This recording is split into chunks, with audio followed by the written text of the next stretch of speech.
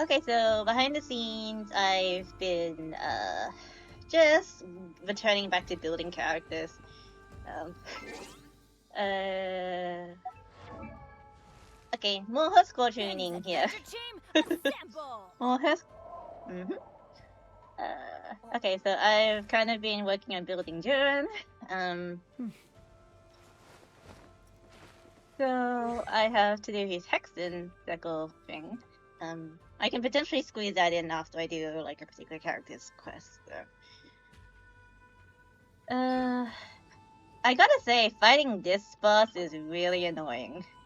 I have to say.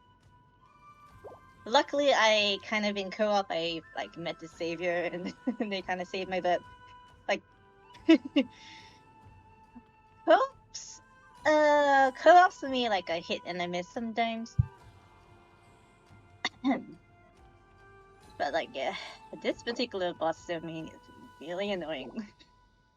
So like, yeah, if once it resets and anyone wants to go in and they know what they're doing, yeah, just add me and then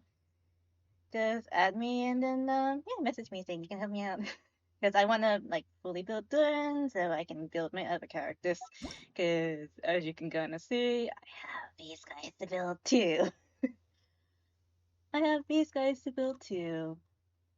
I was sorry, it was fine. And I kind of stopped cooking me for Venom because I will probably put Kokomi back later. Once I push her to 90. Okay, so Benny's a alright then. Quest overview is like this. I've already activated a Escoffier's thing, so I guess we can do that. I guess we can do that. I know Durin's takes 5 days, so this is gonna be a recorded session, so it won't be a stream thing. I'm not pulling for Lowen, but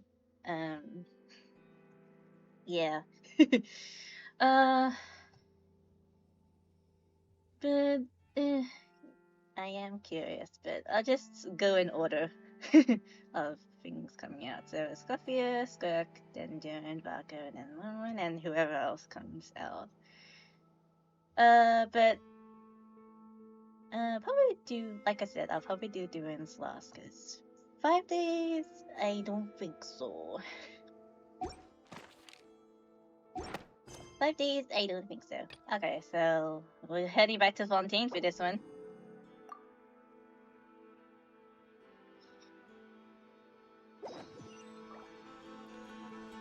Don't mind me, I was like farming doing boss drops material too. Okay. Hotel Delboard. Am I pulling for Sandrone? Those are wondering, I want to, but I don't think I have enough. Is that Navia over there? Oh, it's been a while. Let's go say hi. Is this a new Paimon or the old Paimon? I can't tell.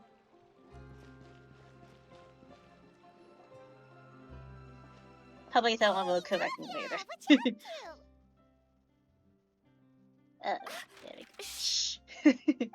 She's incognito. Why the secrecy? Get lost, Monica! I don't want to see you back here until you're ready to wake up and start doing things properly! Right now, you're a disgrace to my kitchen and to the Hotel de Bornay! Okay, ma'am. It was an accident. I'm sorry, did you hear me asking for excuses? No, I'll do better, I promise. Why is she so aggressive? She won't even listen to what the poor girl has to say. Oh, hey, cut her some slack. You gotta at least hear her out. Wait! Come on, wait. Huh? Who do you think you are telling me? Wait a sec. Navia? Oh my god. So, you're bringing backup now. Suit yourself! You're still wasting your time! Goddamn. Alright. Paimon? Savannah, Is this how you always treat your staff? Yeah, I'm also questioning that too. My staff is right. I'm the one in charge here now. And last time I checked, the Hotel de Boer doesn't take orders from the Spina di Rosula. Of course. How you run your kitchen is none of our business. But when a member of your staff is so overworked he becomes gravely ill, that most definitely is our business. We're going to stand up for him, whether you like it or Him? not. Overworked? I've said it before, and I'll say it again. Oh, okay. If Vermont can't handle the job, then tough luck. There are plenty of Another other person. capable Okay. people I can hire instead. Ma'am? Vermont can do the job, he just... Monica, back inside, now! Okay. Huh? But you said I shouldn't come back until... Just do as you're told, and not another word out of you. Come on, we have work to do. Boss of the year. What a horrible person! Sorry. Looks like I've dragged you into some drama again. So, who was that? Her name is Savannah. She's the new head chef at Hotel de Boer. Ever since she took the job, she's been enforcing a brutal work regime and putting a huge amount of pressure on her staff. One guy was so overworked, he collapsed from illness. He's been bedridden for days, and he can barely even talk properly. Damn. I'm sorry. I'm sorry. It's all my fault. I don't deserve to be a chef. At his family's request, the Spina di Rosula is trying to mediate on his behalf. We're not exactly making a ton of progress, as you saw. Savannah is adamant that Vermont's exhaustion and illness have nothing to do with her or how she's been running her kitchen. She's refusing to have any kind of meaningful dialogue with us. Our next thought was to talk to the other chefs at the restaurant and get a better idea of their working conditions. But with Savannah watching them like a hawk, no one has been willing to open up. And that's why I'm here, doing it the old-fashioned way. Camping out, watching, and waiting for an opportunity. So you were waiting for Savannah to leave? Oh, shoot! It all makes sense now. Sorry. Paimon should have thunk before she spoke. Did Paimon ruin everything? Oh, no, not at all, Paimon. Honestly, the way she was laying into Monica, someone had to step in. I'm sure I would have piped up if you hadn't. And besides, I don't really think I'm built for espionage. So probably you won't get another chance? Yeah, meaning it's gonna be all the more difficult to get the inside scoop now. Oh, I might as well head back to the Fleuve Cendre then. We'll need to come up with a whole new game plan. Paimon will join you, 'cause this is kinda all Paimon's fault. Then I'll join you too. Guys, it's fine. You don't need to worry about it. That said, if you were planning to visit the Fleuve Cendre anyway, let me take you out for a meal. I'll make sure it's a proper feast. Woo! A really famous chef just joined the Spina di Rosula's tavern. Her name is... Sorry to interrupt. I just wanted to apologize for the scene you witnessed just now. We shouldn't subject our customers to that.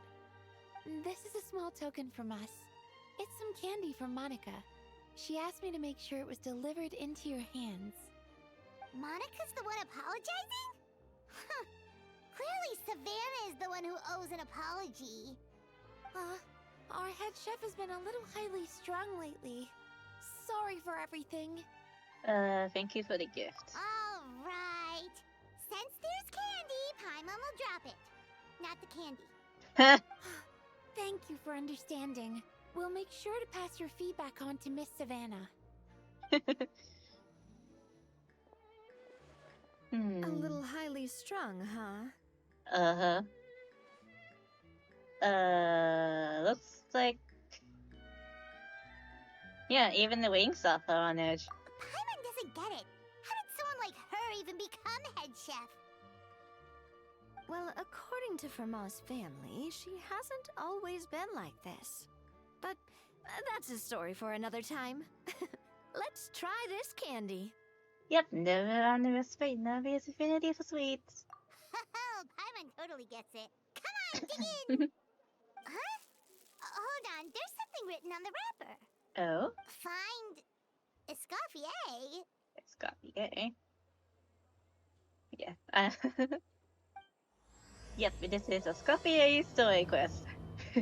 I'm a little behind on that because Escoffier? Could this mean... Huh? You as know you that name now? for those watching the video Yeah. and they kind of Let's missed stick to the everything else. plan and go back to the Fleuve Cendre for now. That's where we'll find... That's what we'll find. Escoffier, yeah.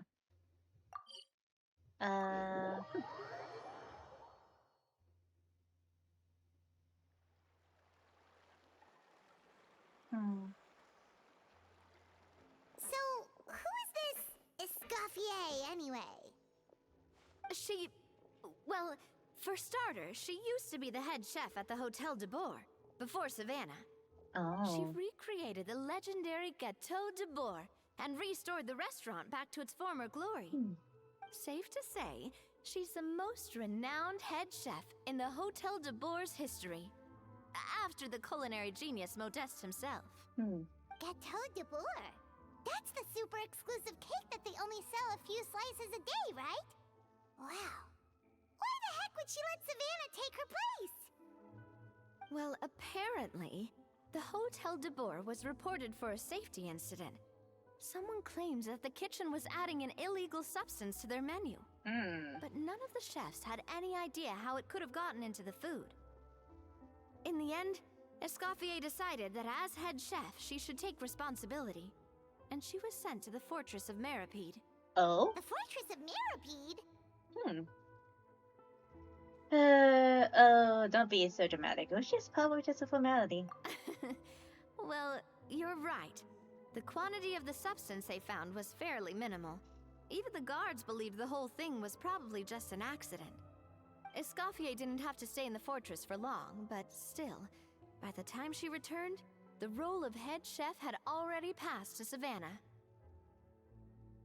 So that's what happened. Hmm. Paimon still thinks it's really unfair. Yep.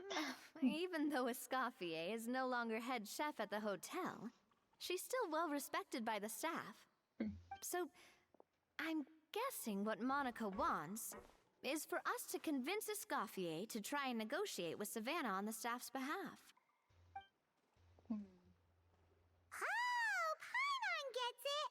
Monica wants Escoffier to come back and kick Savannah out. It's simple. If the new head chef is stressing everyone out, then the solution is just get the old one back. That's if she wants to go back. Well, about that. And I'm guessing You no. thought cream of mushroom soup was ready to serve after 3.5 minutes on the stove. Yes, chef. You'd have had more sense serving hot water with ice cubes. Oh my lord. At least then you wouldn't have wasted all this perfectly good cream and mushroom. What do you say, Hilaire? I'm sorry, Cream. I'm sorry, Mushroom. As you can see, Escoffier is that kind of chef as well. I'm lost for words. You have to leave it on the heat for long enough to allow those flavors the chance to come out. Don't be fooled by the aroma when the water first starts to boil. Got it? Yes, Chef. Then go back and do it again. The customers are still waiting. Remember where you went wrong and don't repeat the same mistake twice. Okay. Yes, Chef. Damn.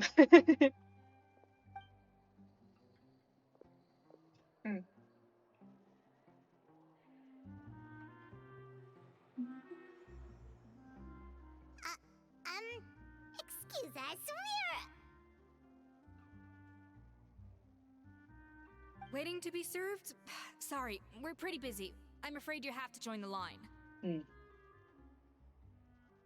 no, we're not here to eat. So you're not paying customers. Then I'm afraid the wait will be even longer. It's hard to talk to Escoffier when she's in the zone. Let's take a seat. We can catch up while we wait. Alright. Well, we went to Sumer. Actually, we went everywhere. We went Natlan and then like and everything. Looks like the rush hour is finally over. Is it always this busy here?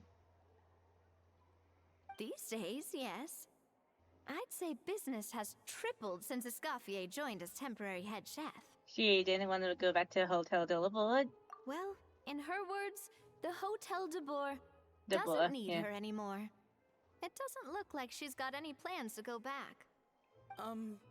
I guess I'll be heading off then. Wait, take these home with you. We can't serve them now, and there's no sense in letting them go to waste. Oh, thank you, Chef. For what? Like I said, I just don't want them going to waste. Oh, and tell Fiamma to get well soon, so you're not running yourself ragged every single shift.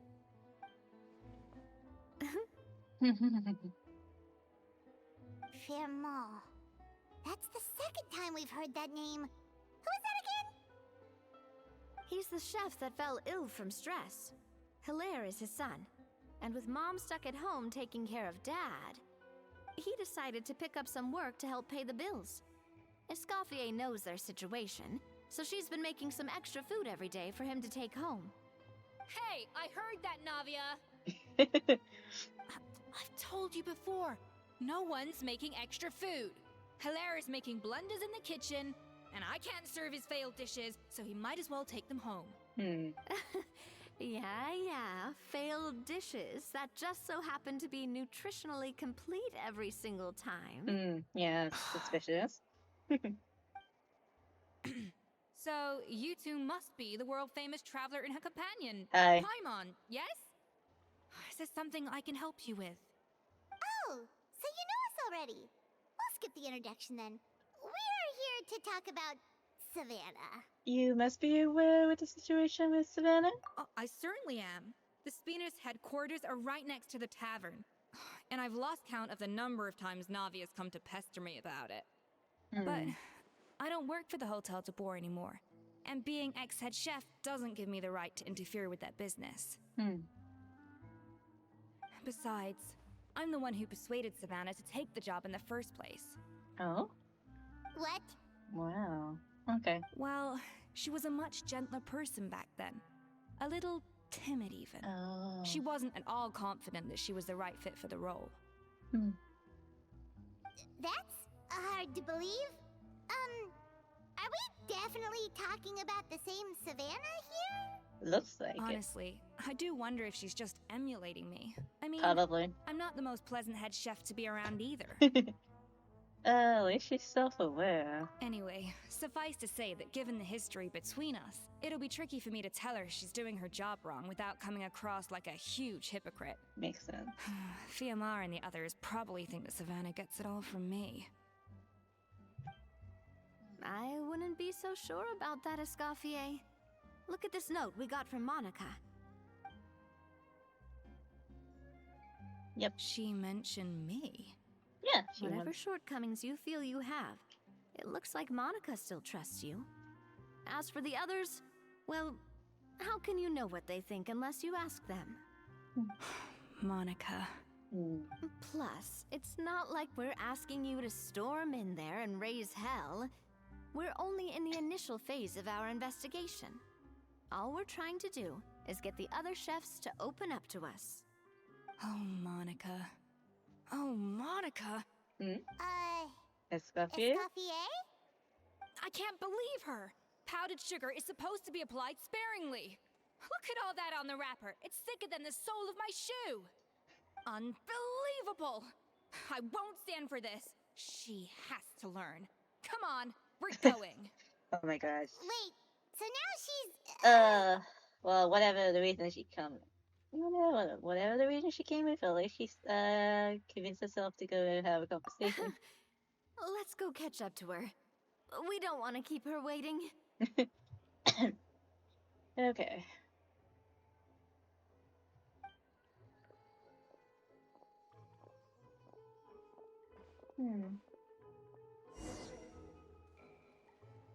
Okay, let's head back to the hotel with the level. The board. I, yeah.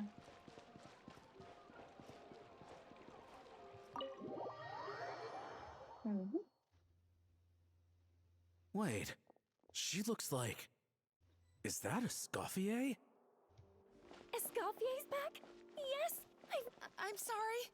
I'm so sorry.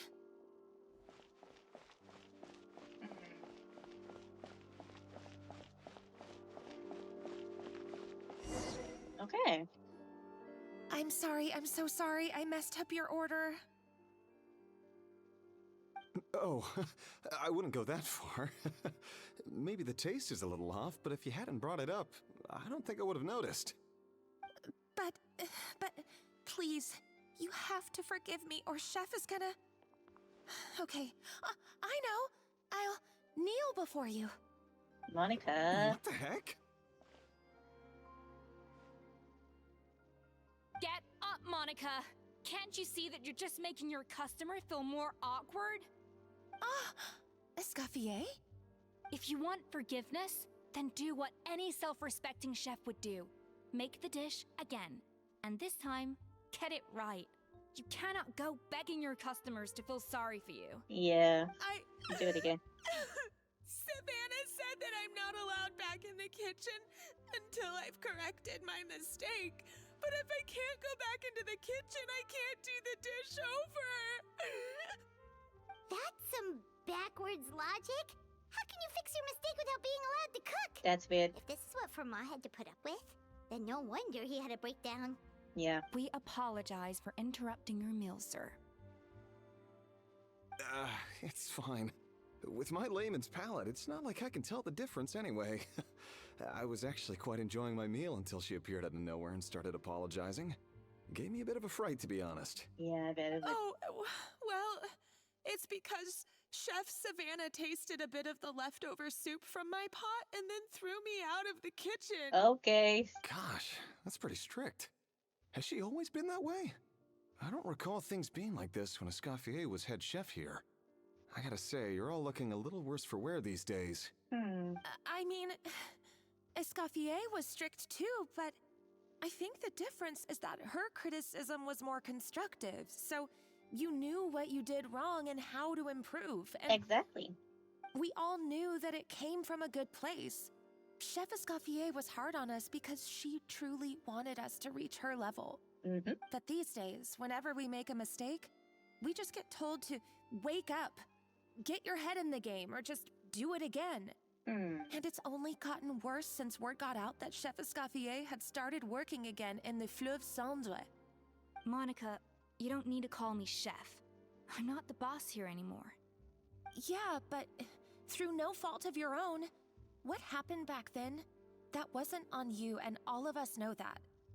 That banquet was a huge event, and so many staff were involved every step of the way.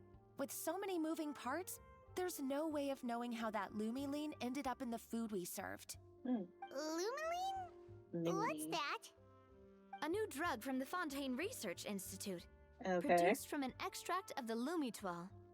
Apparently it sharpens the senses, so they used it to treat people with impaired responses to stimuli.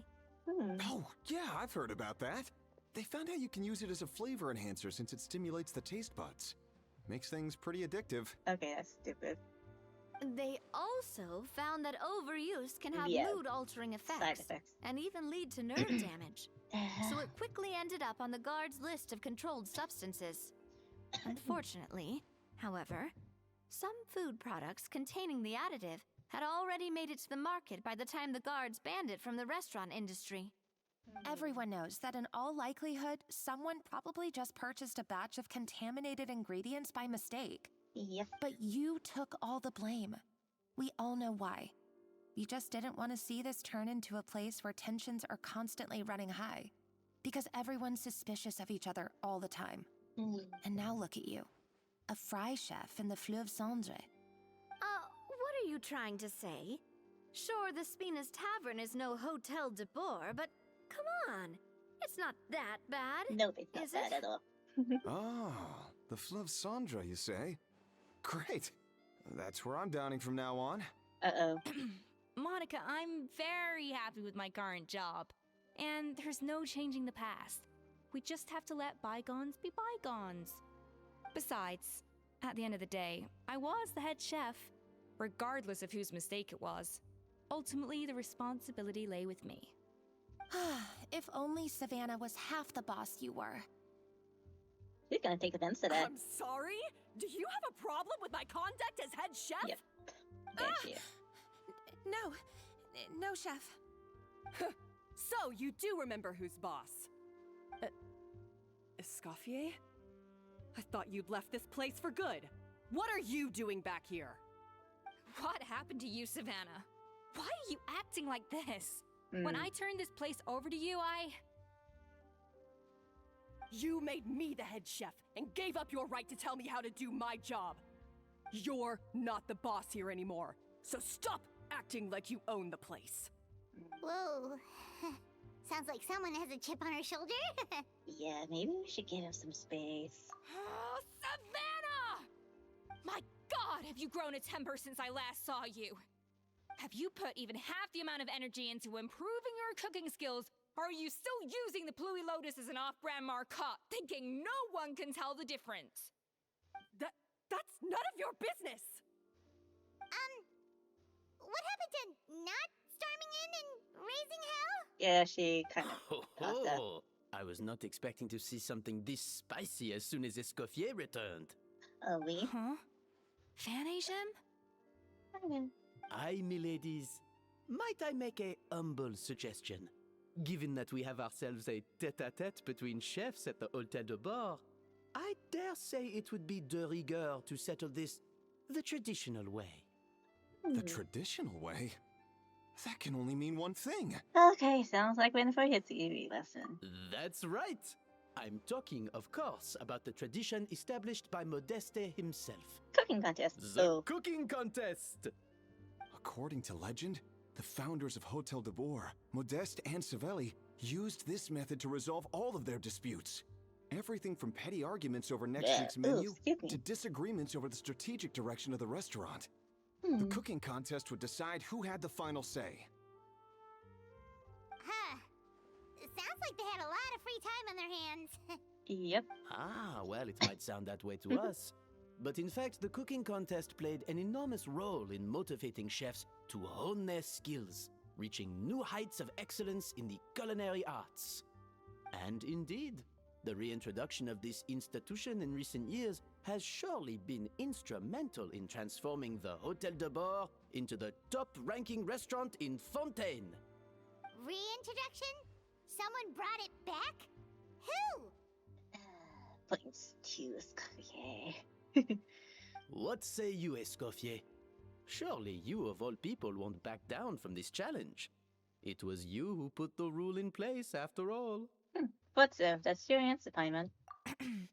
Sure, I reinstated it, but I'm not a chef at Hotel de Boer anymore. Isn't this bending the rules a little? I see no issue as long as both sides agree to the terms. We could simply treat it as an exhibition of sorts. Savannah, any objections? Exhibition. Huh. No. If we're going to battle it out, let's put it all on the line. If I lose, it's up to you what happens to me. I don't want anything to happen to you. But if you lose, you hand over the Codex de Board to me. What? The Codex de Boer? Only the legendary handbook written by the original head chef Modeste. It contains all his secret recipes, including Gâteau de Boer. It's the greatest treasure in Fontaine's culinary world, and only the present and former head chefs of the Hôtel de Boer have the right to read it. Present and former?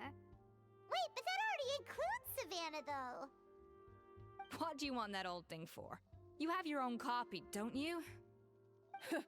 Don't take me for a fool. You know perfectly well what I mean. I want your copy, the original version, the one you took with you when you left us. I'm sorry, I must be missing something. You know, there's no difference between the original and the copy, right? They contain the exact same recipes. Stop trying to change the topic. What's wrong, Escoffier? Scared you're gonna lose to me? Or are you scared of me getting my hands on the original codex? Savannah, you may remember that we gave her the original as a parting gift to thank Escoffier for her years of service. Asking for it back feels a little, Rude. Oh, I'm sure it won't be an issue, as long as both sides agree to the terms. Those were your words, weren't they? And as for the contest itself, let's make it a bake-off. Gâteau de boar, per the recipe in the codex. Well, Escoffier, you against me. Are you in or out? You sound surprisingly confident. All right then, let's see how much you've actually grown. I hope you surprise me, Savannah. I'd hate to find out that all you've learned after this long is how to chew people's heads off. Believe me, I'll show you. Escoffier, are you sure this is a good idea? You accepted her terms a little hastily. Oh, it'll be fine. Let's head back to the Fleuve Cendre so I can get prepping. Alrighty.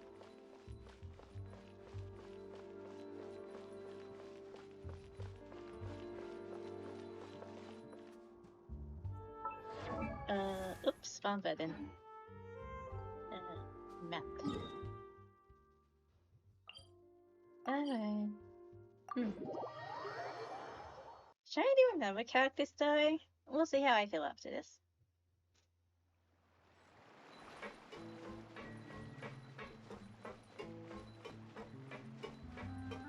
I might do Varka's, because I'm kind of curious about that.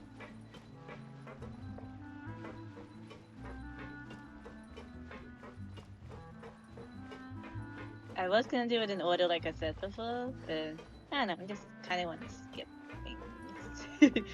I'm weird like that. So, this whole bake-off thing kind of came out of nowhere. Was it really sensible to just go along with it? Probably. Well, I got a sense that she's holding something back. But we chefs always express ourselves in our cooking. So if she won't talk, this might be the best way to find out what's really going on with her. Huh? Holding back? Sure didn't sound that way to Paimon. Escoffier only picked up on it because she's the same way. Always closed off, never letting you know what she really thinks. That's patently false, at least where your macarons are concerned. I've been nothing but truthful with you about the disgraceful amount of sugar you use. Okay. Yeah. That's one case where you can keep your thoughts to yourself. So what's this codex of blood that she's obsessed with? Oh, that? Well, it's not so much a recipe book as a diary of Modest's adventures. Back in the day, he and his good friend Savelli explored far and wide, partly adventuring, partly looking for new ingredients and developing new recipes. Their creations had an enormous influence on the course of Fontaine cuisine, turning it into a much more vibrant and diverse scene. For instance, legend has it that the original Gâteau de boar was made using a special secret ingredient that Modeste discovered on one of his adventures. So rare was the ingredient that they could never make more than 16 slices of the cake per day. But everyone who tried it claimed that it was one of the most blissful and invigorating things they had ever tasted. Modeste and Savelli went on to found the original Hôtel de Bois, which catapulted them to stardom in Fontaine's culinary world. Especially Modeste. He was hailed as a once-in-a-generation genius, and over time, the recipes from his adventure log became known as the Codex de Bois. Ah, Paimon's heard this kind of story before. Armed with the Codex, the Hotel de Bois took its rightful place as the finest restaurant in the land, serving those recipes for centuries to come. Something like that? What? No, of course not. Cooking is a constantly evolving art form. How can any restaurant survive if they only serve food that was popular last century? Anyway, never mind centuries. Savelli and Modeste parted ways not even 10 years after their rise to fame. Then, Modeste passed away while he was still in his prime. And that was it. The end of the Hotel de Boer's heyday. It fell into decline, and for most of its history, it was just a nondescript place with a couple of cheap tables. It's only in recent decades that it started recovering. Even then, it still took numerous relocations and changes of management before we finally ended up with Vanigem and the restaurant we have today. Oh! So the Codex really isn't all that, then. Paimon figured it was like one of those mystical books they have in Liyue's martial arts novels, where the main character learns all their secret powers from.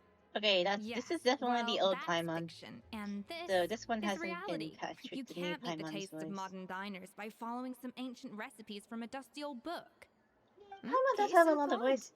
Even the Gâteau de Paimon Boer does they have a sell lot of now lines, so I do is understand. actually Escoffier's reimagination. Wait, really? Why though? Didn't that recipe make it into the Codex? It did, but like I said, it's the dusty old book now, and the records aren't as legible as they once were. Not to mention that there's no way of finding the secret ingredient Modeste wrote about. So, reimagination is right. I consulted some historical records and took what I could from the Codex. But ultimately, the Gâteau de Boer of today is my own recipe. As for why we gave it the same name and kept the tradition of only selling 16 slices a day, well, you've got Vanigem's business sense to thank for that. Oh. Huh. Well, that kind of takes all the mystique out of it.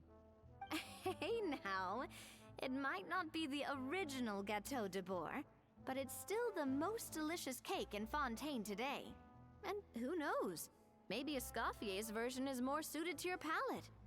Just think, if the original truly was the perfect cake you're imagining it to be, there's no way the recipe would have been lost to history, right?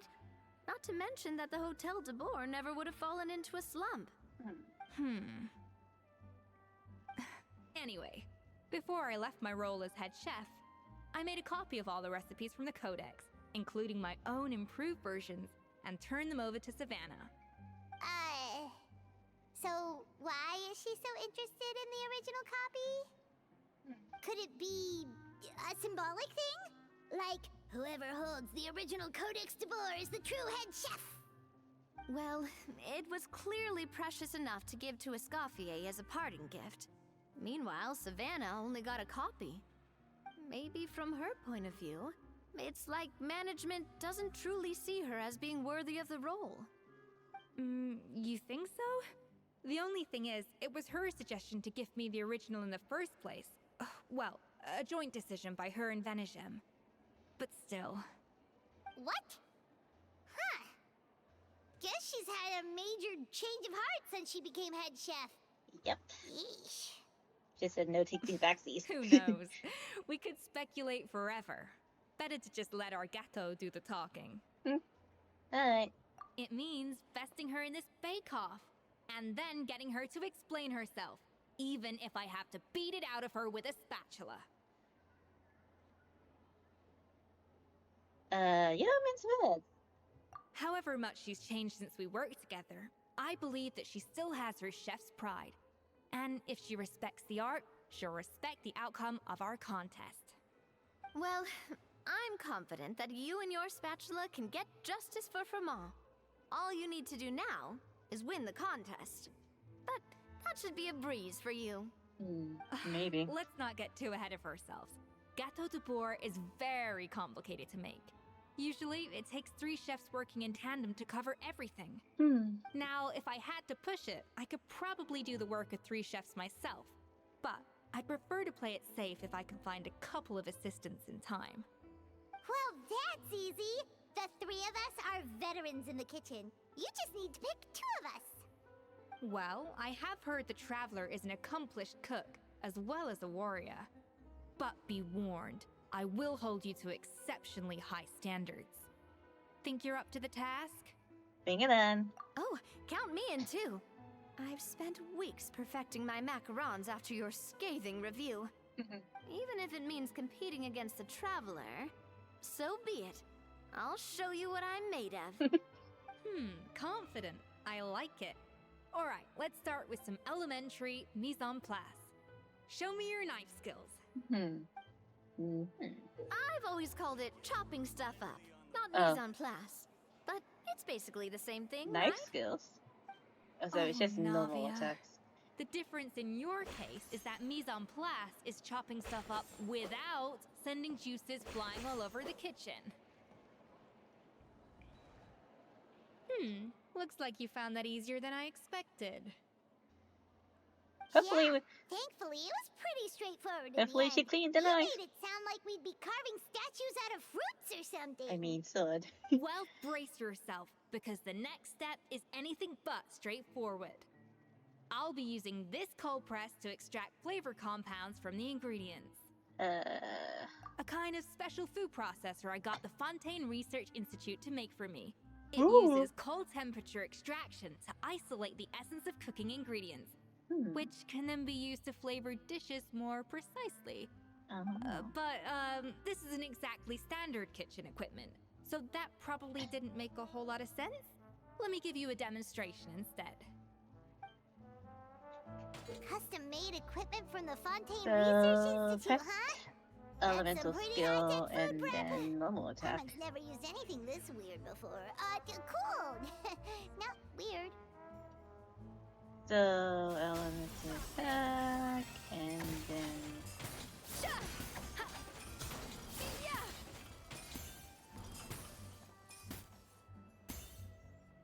And done. These are the flavor compounds extracted from our ingredients. I processed Interesting. all the fruit you chopped up earlier. Wow! Even the smell is so much more concentrated. What next? Do we add all this stuff in? Absolutely not! Throwing everything in at once will ruin the balance of flavors. We have to go slowly and carefully to calibrate the exact flavor we want. Alrighty. I'll demonstrate again. Now, watch closely. Okie dokie. Slowly and carefully. Not a drop too much Flaving and not a drop too little. Strike balance between fruity and flowy. Okay. Balance flowy. Okay.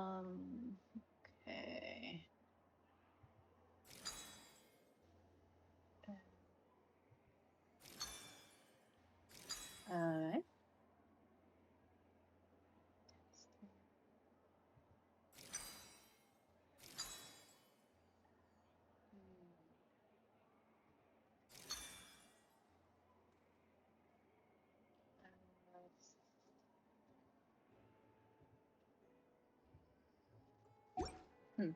Probably did it wrong. That didn't count. I was experimenting. Okay, so it's. Oh, you have to get it to this spot here. Alright,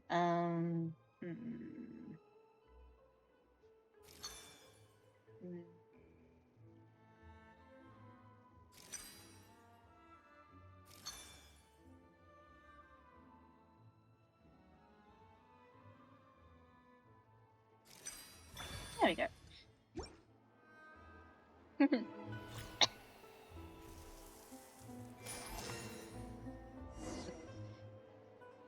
And voila! Now it's your turn. Alright. Not terrible. Considering this was everyone's first time blending flavor extracts, it could have been worse. Yeah. But the Traveler's work was surprisingly good. Are you sure you've never done this before? You got almost perfect results on your first try. I guess I just treated it as an adventurous puzzle, even though I'm bad at those they do two. say adventurers are multi-talented folks. Now I've seen it firsthand. Alright, now for the part I've been looking forward to. I want each of you to cook something from the Hotel du Bois' current menu. I'll judge your submissions and give you a final score. Final score? That's right. The true test of your cooking skills is the finished product. It'll be good practice for the contest itself. Now get to it. Chop chop! Chop chop. Okay. Alright.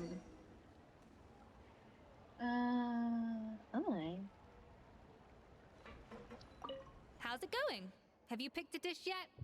Choose wisely. I expect you to present the most delicious thing on the menu.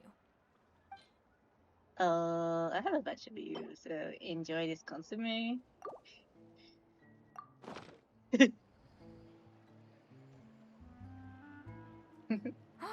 Look at that!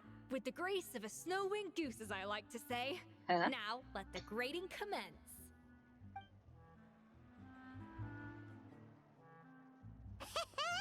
Pretty good, right? Not to brag or anything, but Paimon's a bit of a connoisseur when it comes to le food. Don't put le 6 in front of food. points. Yep. What? Oh, well, fair enough. Paimon doesn't cook all that often, so as long as it's a pass. That's 6 out of 100. Goddamn.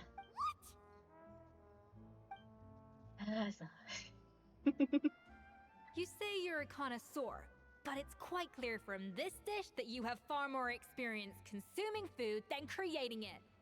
By that logic, I suppose you think listening to Lady Farina on repeat every day would make you an opera singer. Aww. Aww. Me next.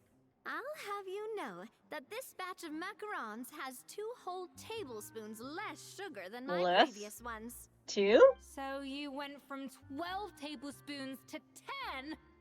Well, it's nice to know you actually measured it out. Because it tastes like you just threw in whatever was left in the jar. 6 points. Aww. Aww. Yikes. Now to the final dish. So, what do you think? This is our last hope. 8 points. Darn! That's barely higher than what we got. Not exactly. The color is spot on. Beautiful aroma. Excellent presentation. But is there a I have but? to give this one 8 points out of 10. Maybe even 9 points. How did you pull that off? Practice cooking for you, Paimon? Don't get me wrong. There's room for improvement. But still, this is clearly the work of an accomplished chef. I can tell that you've put many hours of work into honing your skills in the kitchen. Oh, what, pressing I order? can really taste the grace of the snow-winged goose in this dish. The traveler's journey, with all its trials, tribulations, and setbacks. Not to mention the frustrations of having a picky eater for a partner. Hey, you made that last part up! No way did you taste that! Well, it looks like I lost fair and square. I guess you'll be taking the Traveler as one of your assistants then? But if it takes 3 chefs, that still leaves 1 slot remaining. Maybe Paimon and Navia should keep practicing and see how it goes? Chef Escoffier. Oh, it's Hilaire! What brings you here? I heard the news about the cooking contest. You're doing Gâteau de Bourg, right? I was just wondering if you needed any help? And you think you're up to the task, do you? Oh, no, I know I'm not there yet. It's actually my dad who wanted to help. Oh? Firma, last I heard, you could barely get out of bed. Chef Escoffier, Navia, Traveler, thank you all so much for everything you're doing for me and my family. I've had enough of sitting around at home while you run yourselves ragged. If you let me, I'd like to help you win this cooking contest. You sure you're up for the task?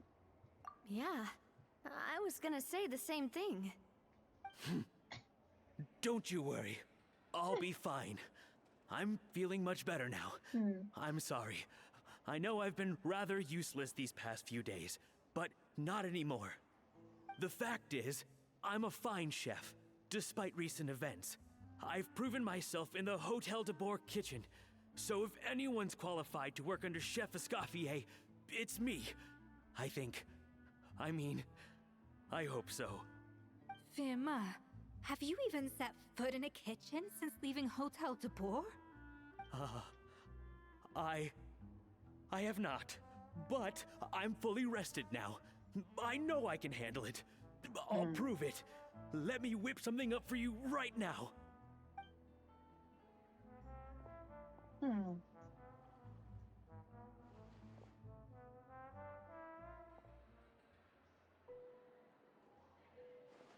It's dude. Huh? That's strange. Why are my hands shaking? Oh, still has. What do you call this, Verma? Oh. I can't seem to grip my knife. Oh dear. Do it again! Again! Again! Goddamn, Savannah. I... Hopeless. Get out of my kitchen yesterday. Dude.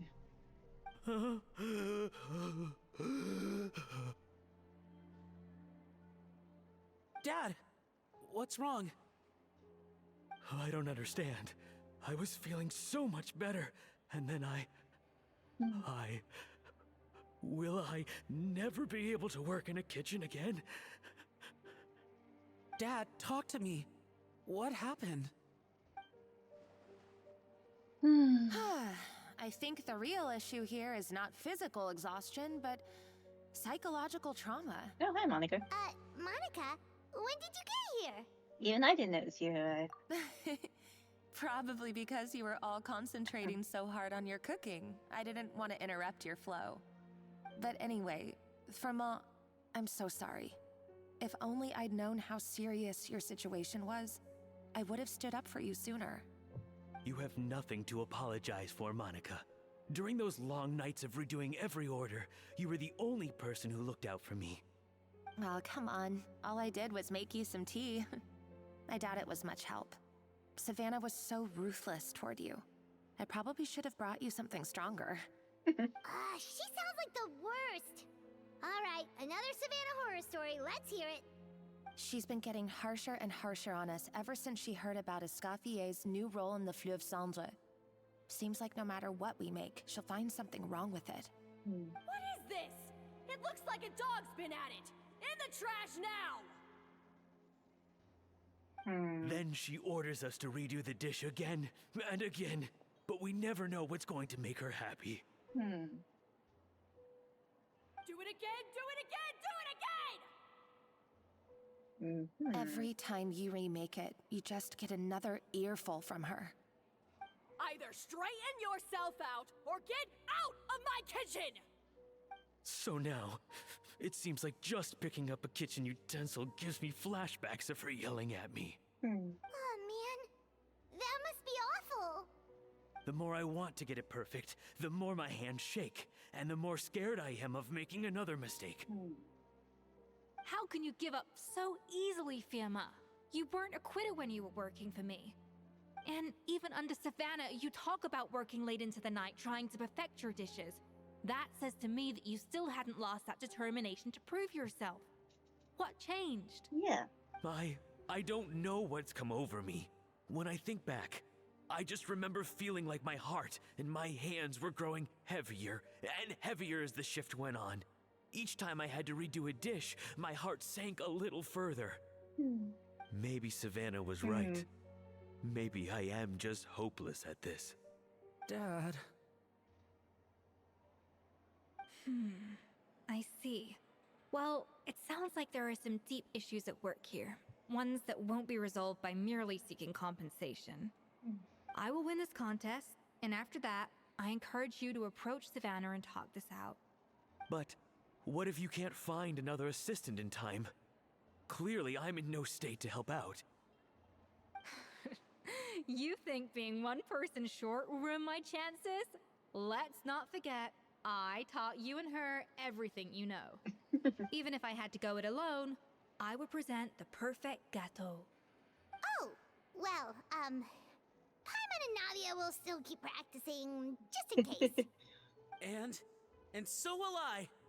Yeah, and if worse comes to worse, we can always get the Spina di Rosula to put out an emergency call for chefs. There's gotta be someone out there, right? Actually, I thought maybe I could help. That's sort of why I'm here. What? What? Why didn't you say so? I was going to, but then... well, this is the first chance I got. Okay. You do this for us? Thank you so much, Monica. Alright, fine by me. But aren't you still working for Savannah? Joining the other side seems like a guaranteed way to put your future employment in jeopardy. I know, but it's all right. I've made up my mind. With the way things are, I can't keep working for Savannah much longer anyway. Unless I want to become the next Fermat. I'm done with sucking it up. It's time to try and turn things around.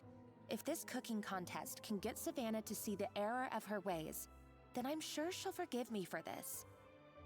I hope you're right. Well, Hyman didn't think we'd be poaching from Savannah's staff to get our third person, but there you go. Anyway, Monica's a professional chef, so nothing could possibly go wrong now. Great! Then it's settled. And to congratulate you all on making the team, I propose a Spina-sponsored meal to celebrate. Spina sponsored? Wait, you mean I'm cooking? Well, I promised the traveler a feast in the Fleuve Cendre. And I know how much you've been looking forward to it. Yeah! Feast, feast, feast! It'll be good practice for the contest, because I can help too. Alright, if you insist, then prepare for some of the finest food of your lives. Ooh. So, Emma.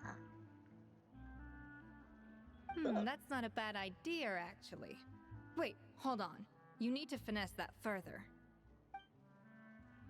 Okay.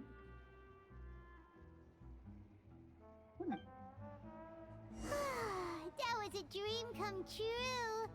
Hyman never knew Fontanian cuisine could be this good. Yep, this is definitely a Paimon. I guess I'm finally on the right path. Too much rules to patch up. Too much rules to patch, so I gotta... where is she? Up here?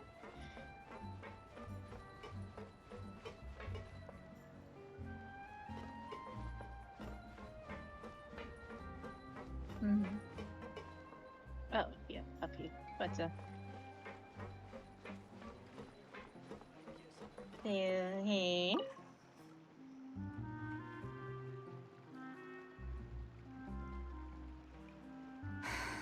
Why, Savannah? Why? So, what are you up to? Oh, nothing. I was just flicking through the original Codex de Boer. I wanted to see if there was anything I'm missing. Something I hadn't noticed before. That might explain why Savannah's so desperate to get her hands on it. But I can't find anything. It's just some hastily scribbled recipes in between diary entries from Modest's adventuring phase. And most of it's not even legible anymore.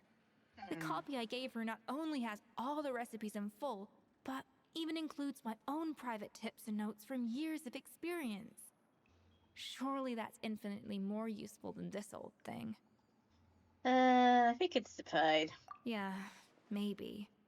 Still, it's just hard for me to imagine that the Savannah I knew would go to all this effort just to make a point.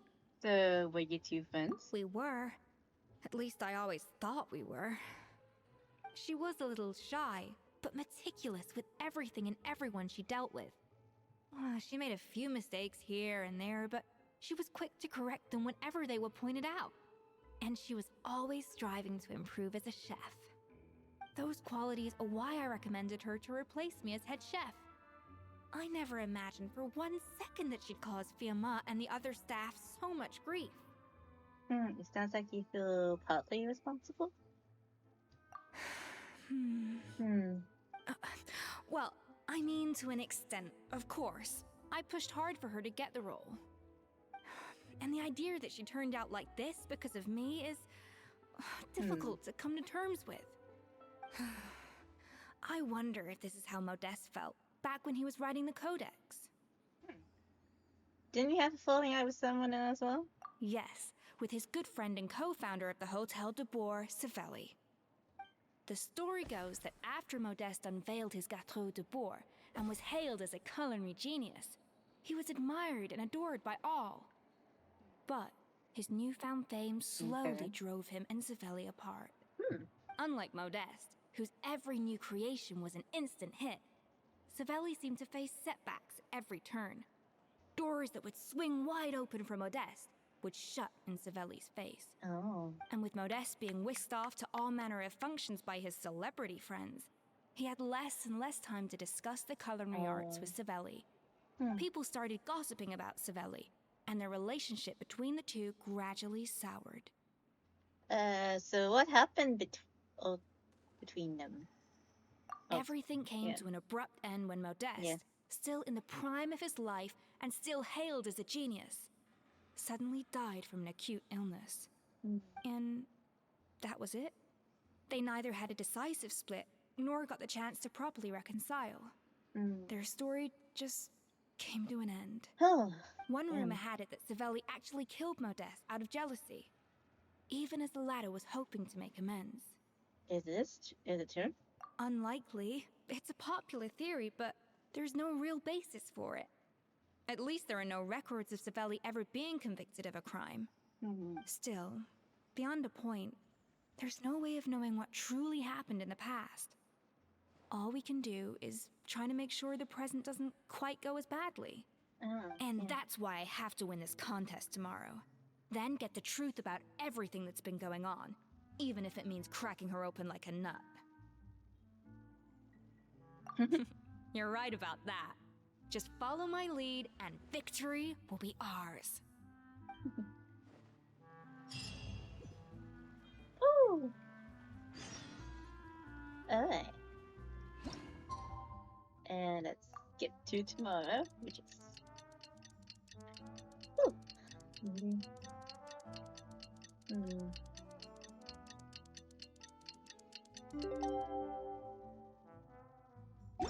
It's cooking contest day! To the Hotel de Bourg! Toot sweet! No. Yeah, sure. Yep, I really should go into these teleporter things. I'm slowly doing it while I'm building characters, but... Did you hear the news? Yeah. Escoffier's coming back for a cooking contest. Wait, seriously? Escoffier in a cooking contest? Now that I've got to see. I don't get it. Why would anyone in their right mind challenge her to a cooking contest?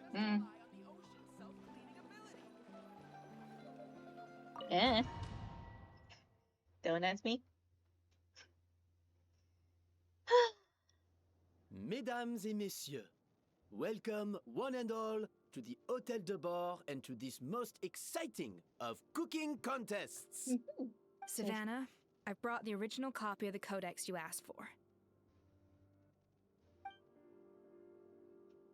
Monica? Okay, don't be afraid, Monica. In the interests of fairness, this contest will be conducted in a double-blind format. Once the dishes are complete, they will be sent to the back of the kitchen where they'll each receive a label. The labels will be placed out of sight underneath the plates, only to be revealed after the judges have sampled them and reached a final verdict. This is to ensure that no one will know which dish is made by which contestant. As one of the judges, I promise to be fair and impartial. When my meal got interrupted yesterday, I never thought this is how they'd make it up to me. Getting a seat on the judging panel is a pretty sweet deal. Lucky. Both contestants have taken their positions. Then, without further ado, let the Hôtel de Bourg cooking contest commence! Alright. Layer 1. Okay. Alright then. This is some MasterChef level. Okay. I don't know.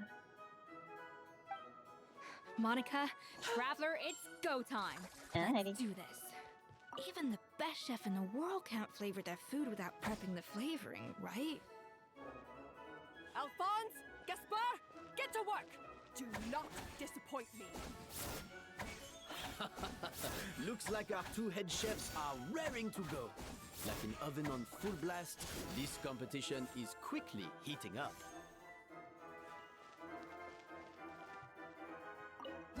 Okay, so... Oh.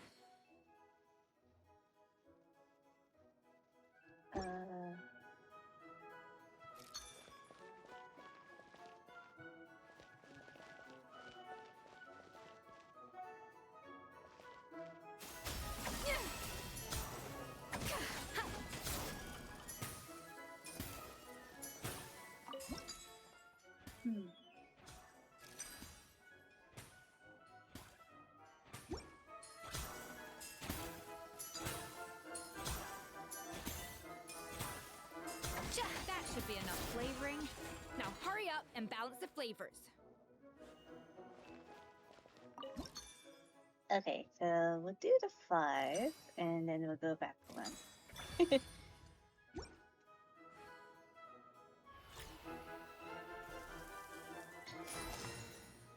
There we go. Mm-hmm.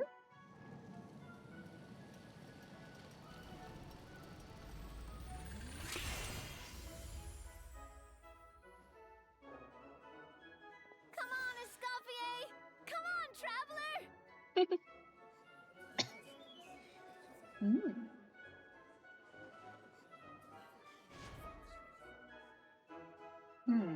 Okay. Layer 2.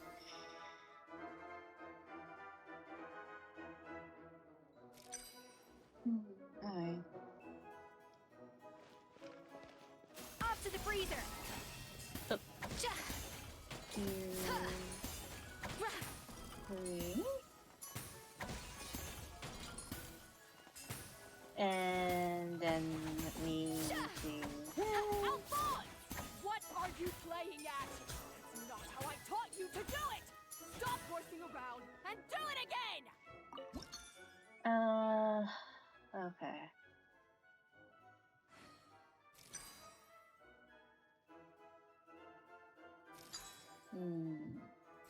There we go.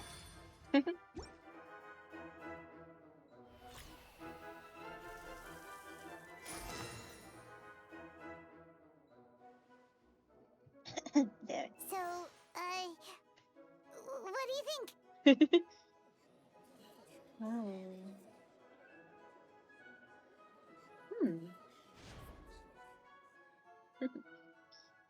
What's with the stairs? Oh my goodness gracious. Alright, layer 3 then. Alright.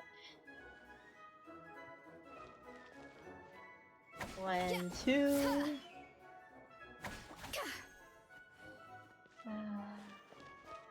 Escoffier is already on the final step of the recipe. Let's check on Savannah's progress.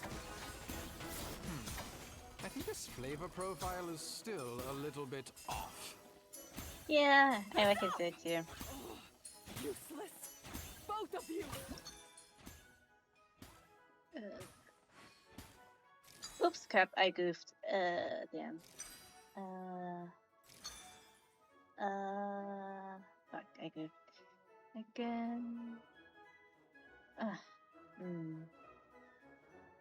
Hang on, let's see if I can... Wow! see if I Is can... Savannah serious? Can she really make up for lost time working alone? I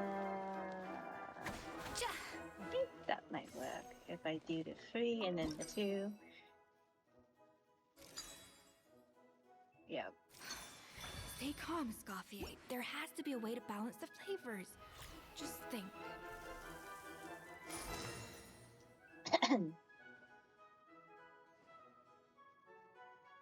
You can't match Escoffier's talent.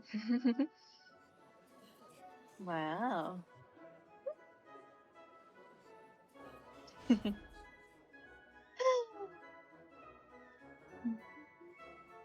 I present to you Gâteau de Bourg.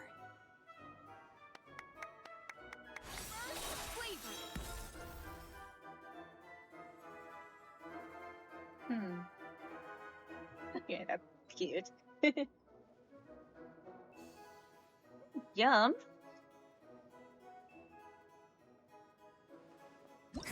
That went just as I expected. Oh, that was yum. That was delish. Now I'm craving cake. Anyone want cake? Anyone have cake? Tell me about it. Time's up! Contestants, please take your dishes to the back.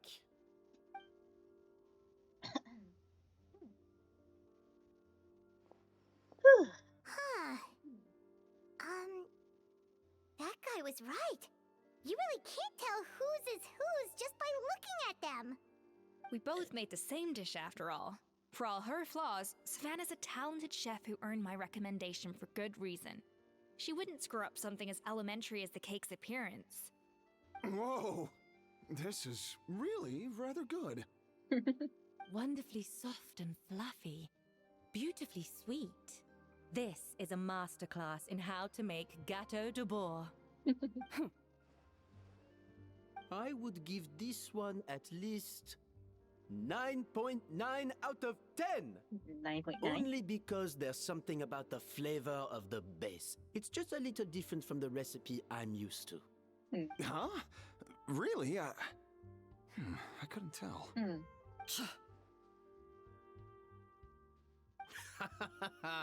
All right, on to gâteau number 2. I haven't had a single bite and already this aroma is a delight to the senses. I have a feeling that this gâteau will be a gâteau for the ages. How exciting! I'm gonna dig in. Yep. Huh?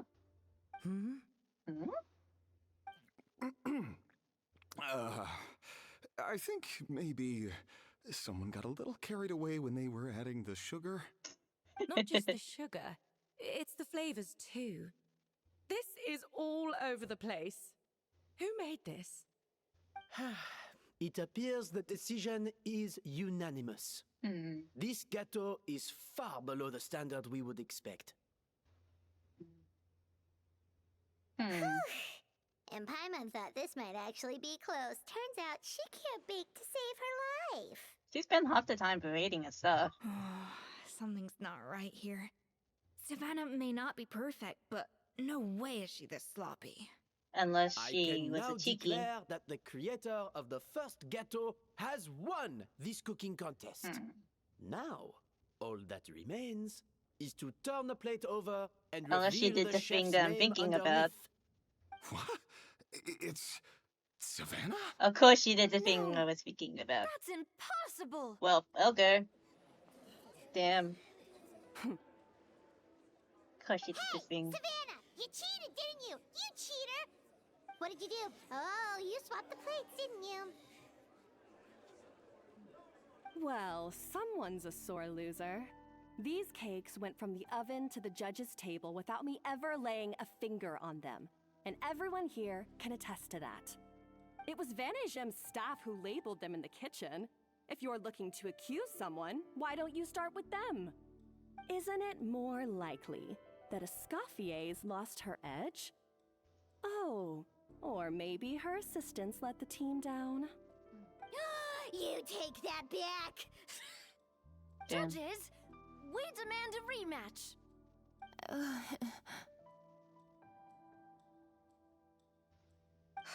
That's enough! What's done is done. As head chef, or rather as team lead, I take responsibility for the dish I served. Whatever went wrong and however it happened, I should have spotted it. Savannah, I didn't think you'd stoop this low just to beat me in a bake-off. What happened to your chef's pride? I don't know what you're talking about. If you want the Codex de Boer that much, you can have it. Escoffier, no! But you must promise me that you'll apologize to Firma and compensate him for everything you put him through. It's a little late to be negotiating terms. The contest is over and I won.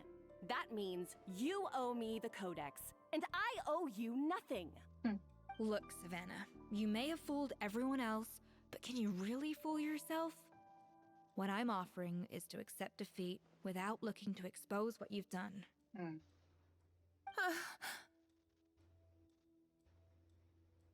But only on the condition that you promise to stop putting so much pressure on your staff. Fine. I'll treat this as your final handover of duties from one head chef to the next. So, will that be all, ex-head chef? Or is there any other unfinished business you'd like to leave in my hands? I didn't mean that to be a scolding from your former boss. Just a word of advice from a fellow chef and a friend. But I don't know if you're even open to input from other people anymore. I know what I'm doing. I don't need your advice. All right, fine. I'm glad to hear it.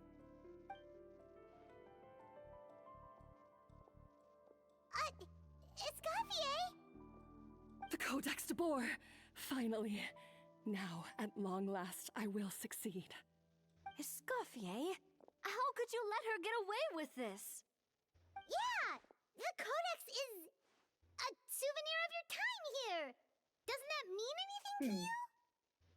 It's all right.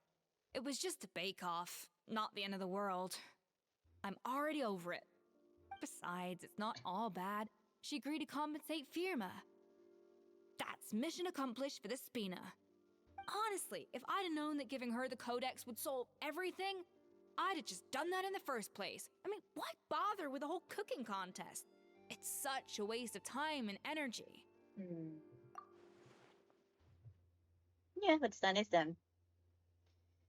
Okay. No. No! This doesn't make any sense! Huh?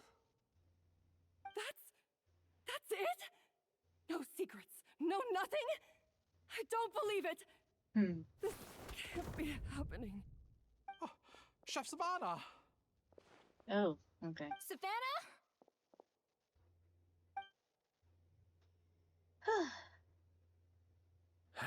It's nothing life-threatening.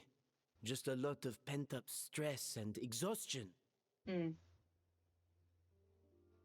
I knew it. Yep. Pent-up stress?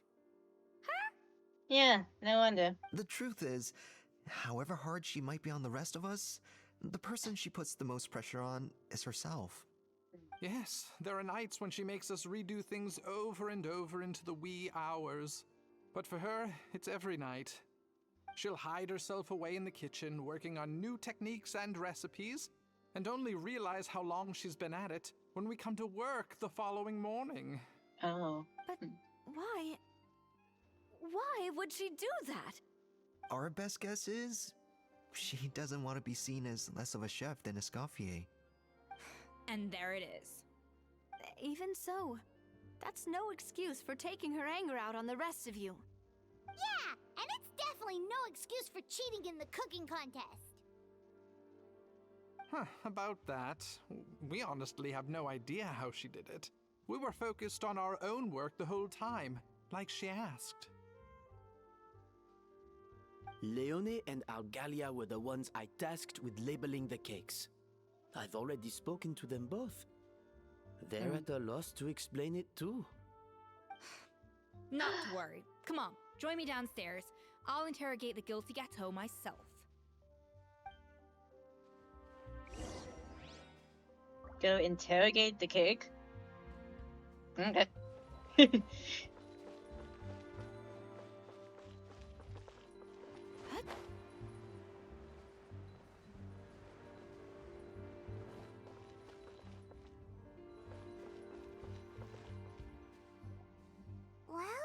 how is it?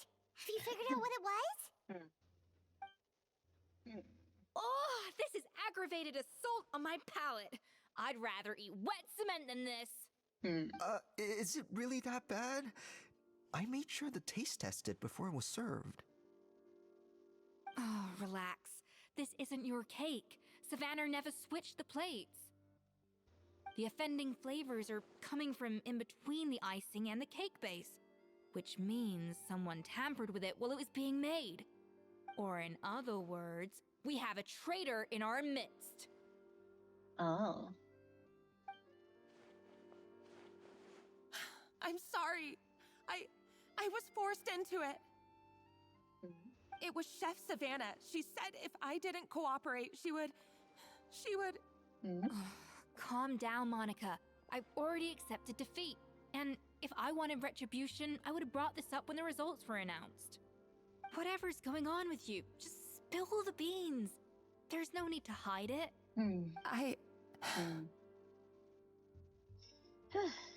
Okay. I was the one who caused the food safety incident that one time. Oh, that was you. Food safety. Wait, you mean the Lumaline incident? So you procured the contaminated ingredients? I think so. Savannah and I were on procurement that day. I didn't check everything as well as I should have, and so I let contaminated ingredients make it into the kitchen.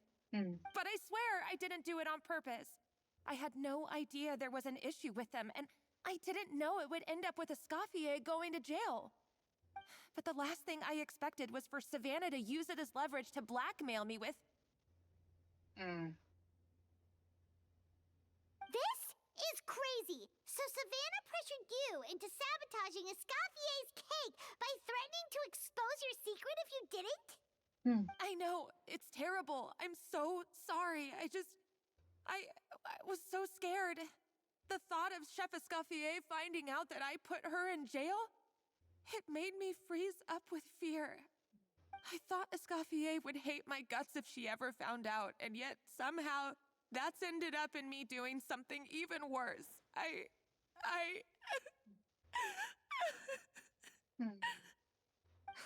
Seriously? All this fuss over a little slip-up? Huh? Firstly, it's not like I got a life sentence. I did my stint at the fortress, and now I'm out. And secondly, I had my own reasons for leaving the Hotel de Boer. This wasn't the only factor. So, you don't need to feel ashamed or frightened or anything like that. Any more than you need to add butter when you're pan-searing foie gras. You mean... you forgive me? Oh, well, I'm not saying you don't have to take responsibility for your mistakes. You should tell Vanagem to mark down your performance for the past few months. Then do some digging and find out exactly where those contaminated ingredients came from. Sure, you've made mistakes, but now's the time to fix them. Understood? Understood.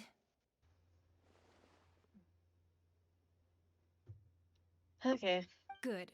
Now, back to Savannah. What about the original codex would compel her to resort to blackmail? I have my suspicions. Not that I've got any proof to back them up, though. Ugh. What happened to me?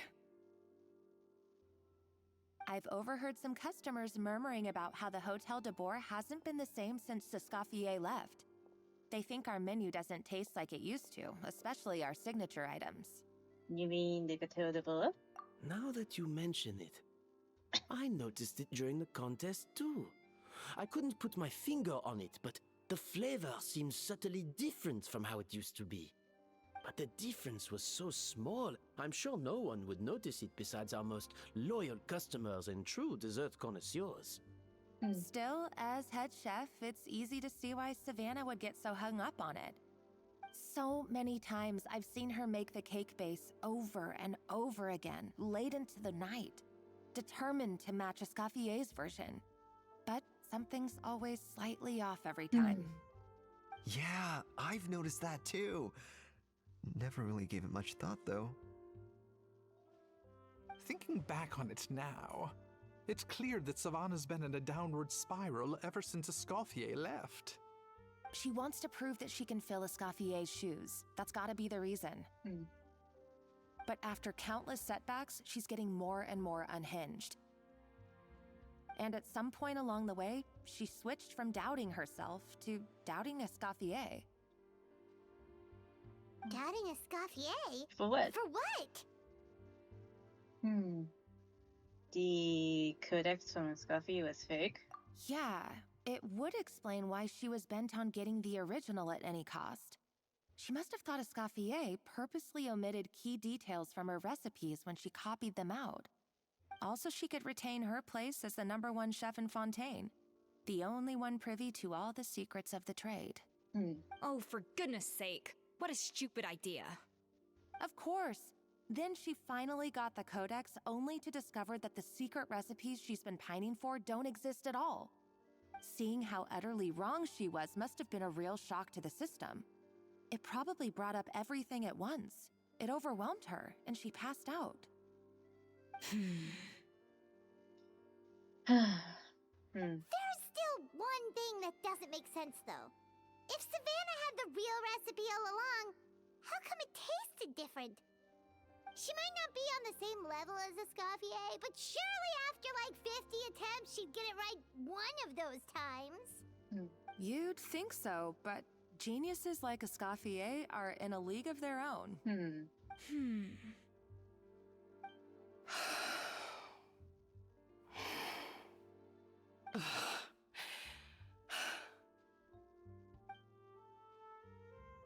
She's keeping the chew recipe to herself. New head chef, you say?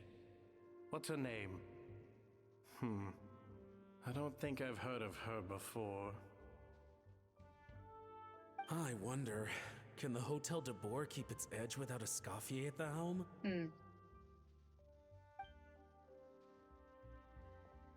This tastes different from last time. Is it undercooked or something?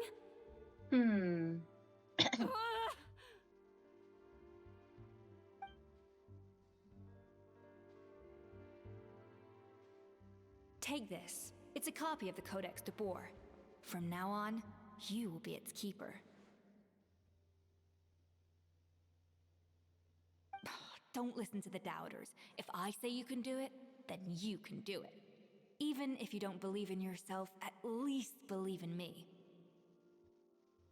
Hey, did you hear me? Once I'm gone, the restaurant is all yours.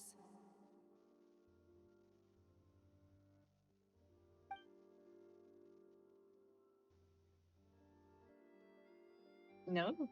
All this time, I've been blaming other people, but maybe I'm the problem. Yep.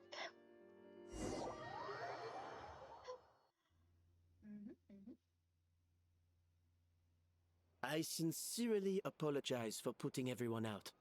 Savannah's awake now, but I don't think she's ready to speak to anyone yet. Let's give her the day to calm down. I'm sure you'll have the chance to talk everything out tomorrow.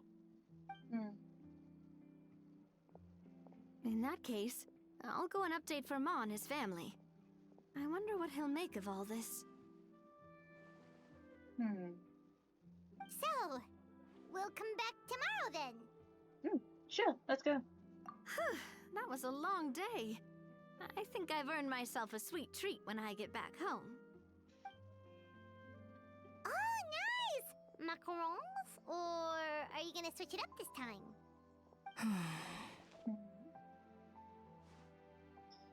What is it? Traveler, how much do you know about the snow-winged goose? Not a lot. Every year they migrate long distances in search of a suitable home. There's always one goose at the front whose job is to lead the flock. Fontaine poets often use the image of that goose to explore the ideas about leadership. Just ignore and that genius. teleporter that I forgot to They activate. usually imagine someone who's a cut above the rest, a model of perfection. But what those poets don't know is that during a migration, the lead goose is always changing. Once the lead goose shows signs of fatigue, it retreats to the back of the flock and allows another goose to take its place. So the truth is that leadership, with all the responsibilities and pressures that come with it, it's something that everyone takes turns at. But we humans completely miss that fact when we project our own ideas about social hierarchies onto them. Is this about you and Savannah? I guess what I'm saying is, I don't buy into this notion that there's some sort of gulf between normal and genius. Cooking is a science, not magic.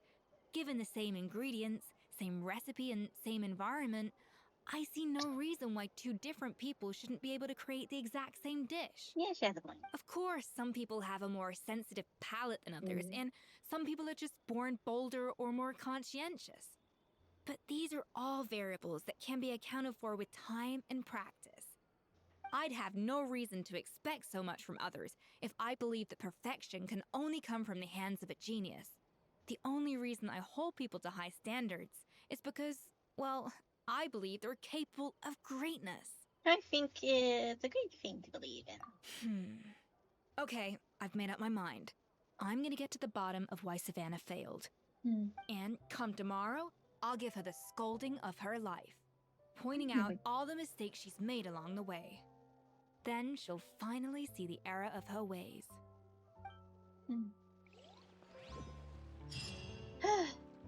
Right then. Alright, it's the following day. Damn. That's legit.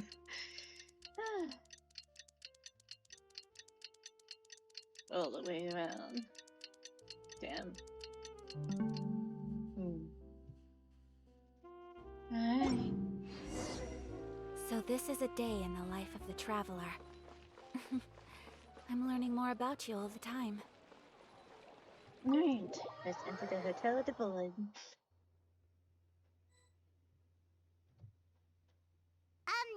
Why are we here so early? Our meeting with Vanigem isn't for a while. I wanted to check on Escoffier. Check on her? Why? What happened? Oh? Oh no. Escoffier, are you alright?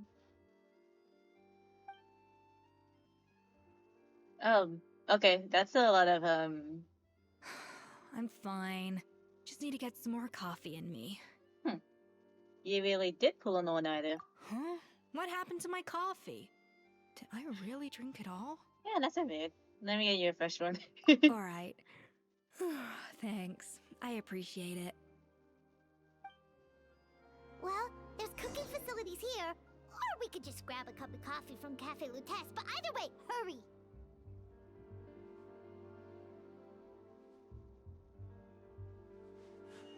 A blade embraces its duty. As a jeweler cherishes.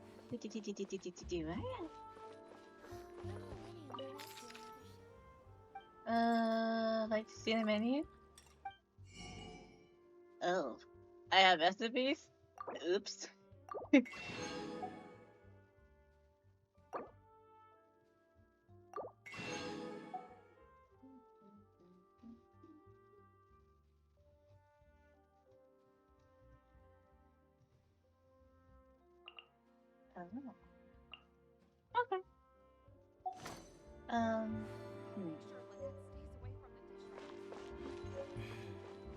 Let's go buy coffee.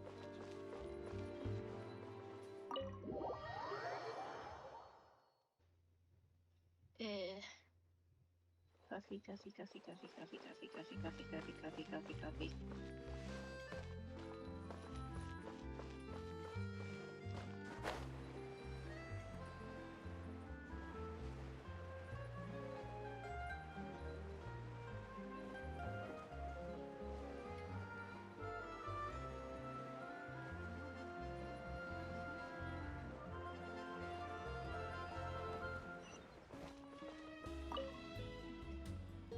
Hello! What can I get for you? I need a coffee set. Sure thing. We're here to go. To go, please. Huh? Oh, I see. First cup of the season. Yeah, I get it. Young people these days do love their little surprises.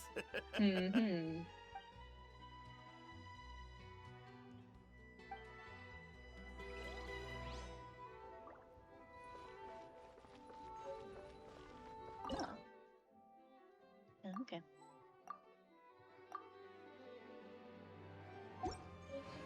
Alright.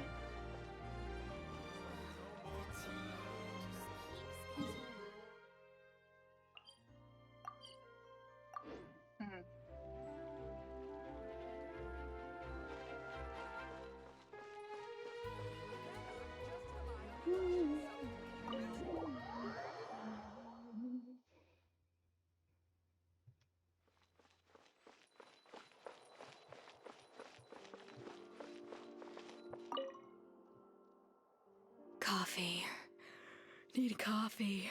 Why is this me in the morning?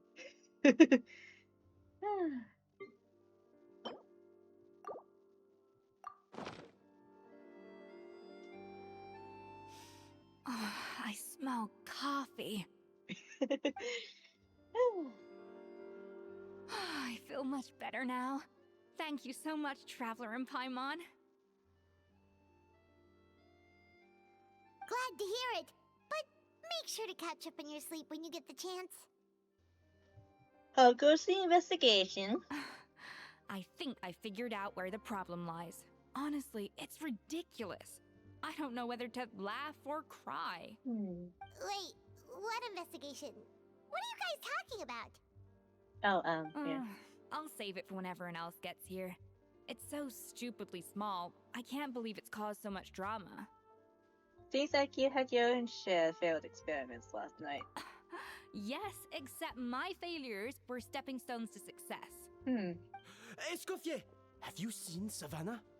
Huh? No, not since yesterday. Why? What's wrong?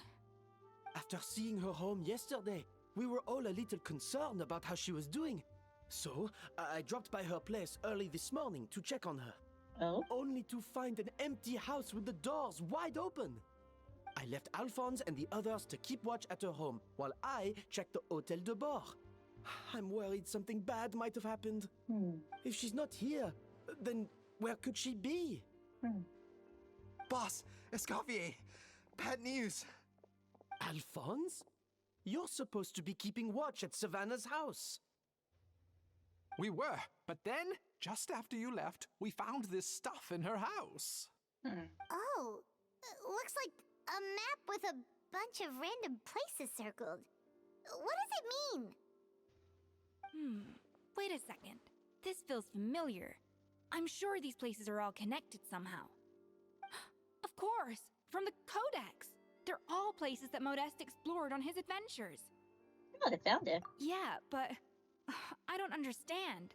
The adventure logs in the Codex are too fragmented to be of any use. How come this map shows all the missing details? The Codex de Bord?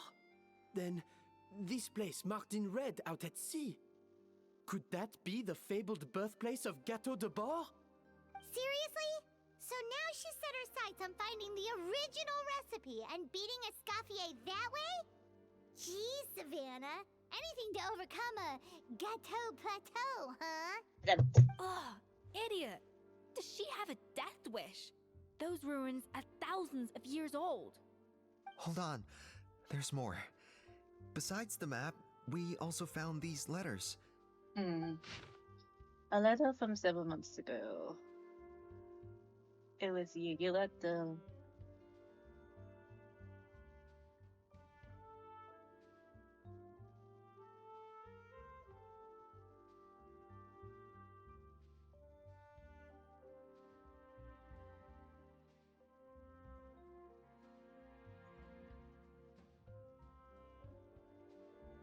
Oh.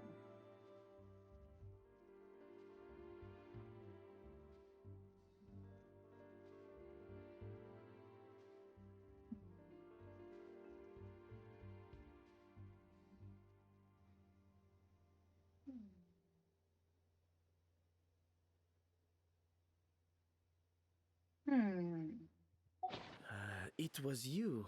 You let the Lumaline through, didn't you? It sounds like a threat letter. Does this mean that Savannah was responsible for the safety incident? And not Monica after all? Retrieve the Codex by any means necessary. So the cooking contest and the cheating. Someone else was behind her pulling the strings? Looks like it. She's keeping the true recipe to herself. Ugh, this is all such a mess. Paimon needs a second to process this. First, we thought that Savannah forced Monica to cheat in the cooking contest. But now, it turns out that someone else forced Savannah to force Monica to cheat? So did Savannah blackmail Monica? Or was it the other way around? You're finally here. Of course.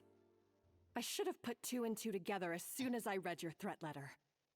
The food safety incident, the demand for a cooking contest, the instruction to blackmail Monica, even the suggestion that Escoffier was keeping secrets from me. It was all part of your grand plan, wasn't it, Monica? Oh. Cheeky. Sneaky. We should be. Oh. Sorry, Paimon. Alright, let's go. Of all the stupid things she's done, this really takes the cake. The moment we find her, I'm gonna curse the living daylights out of her.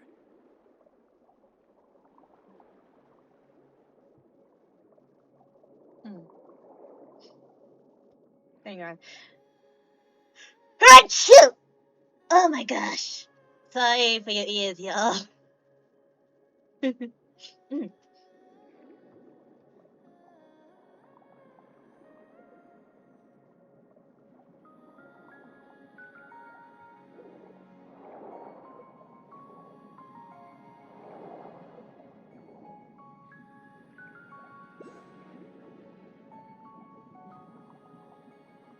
Damn.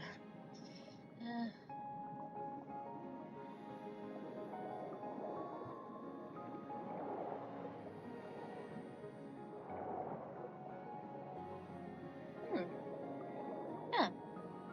How fun to be back in the water again.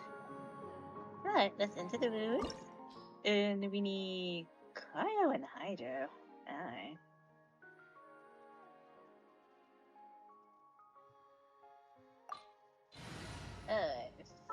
Let's chuck Coco back in. All is accounted for. Let's move out.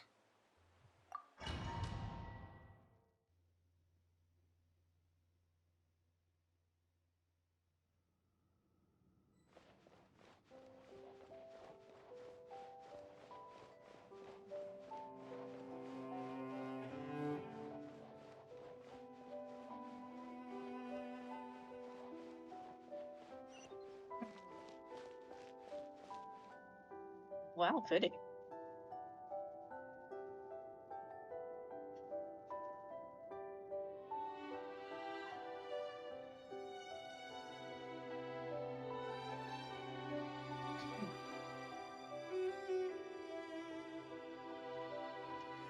Whoa! This place looks like an underwater restaurant, doesn't it? Suddenly, the idea of an adventure chef finding secret ingredients makes a whole lot more sense. I think Modest's codex mentioned this place. A public bath from the time of Remoria. So yeah, definitely the kind of place that would have served food and drinks. Oh, hi! Hi there. Some blubber beasts have come to join the party? How did they get here? Hi, Blubber Beasties. Aw, they ran off! Guess I'm not used to seeing humans. That could be easier said than done. Something's blocking the entrance. Oh. Well, did Modeste mention it in his adventure logs by any chance? They must have gotten through somehow. Good point. Yes, that's right. It's coming back to me now.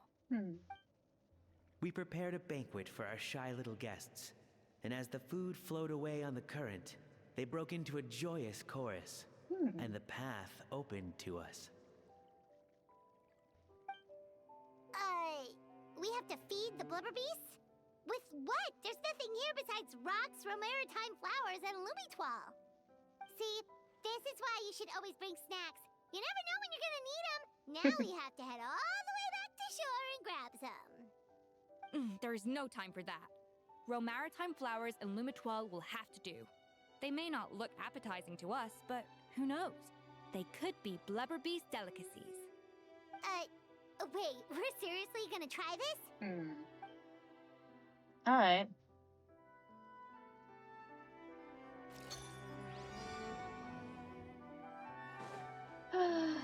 When...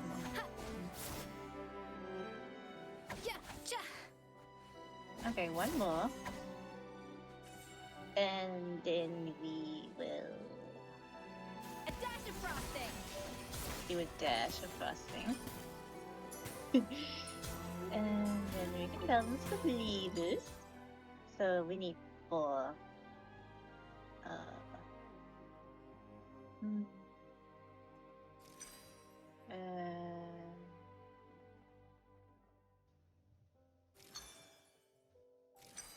Oh, I goofed.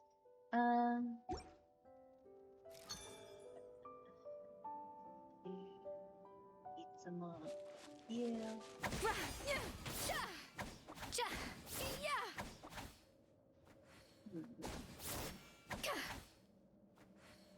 Off to the freezer.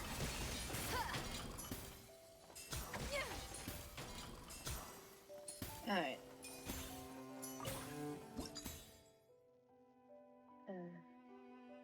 So 3 to 2.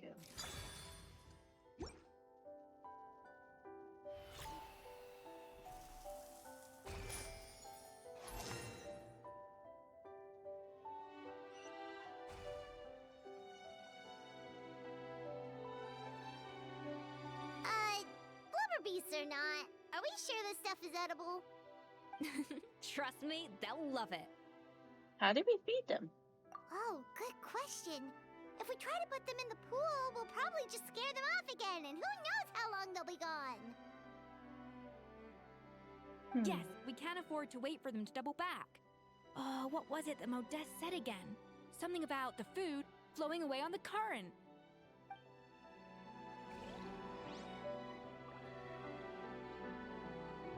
Here we go.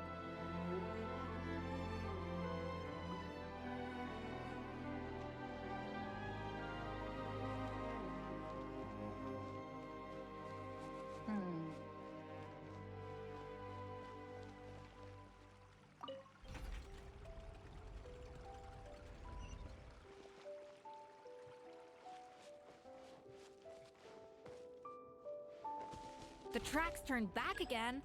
Oh, so annoying. So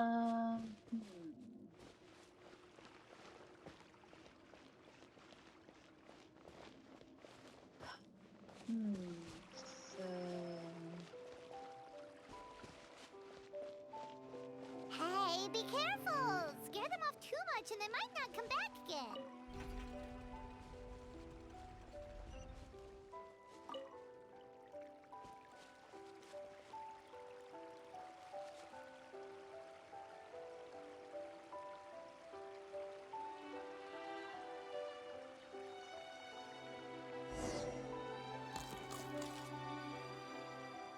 Wow, it's really singing!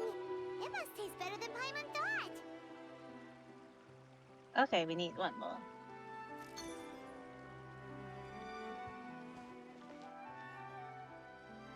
Need more flavorings.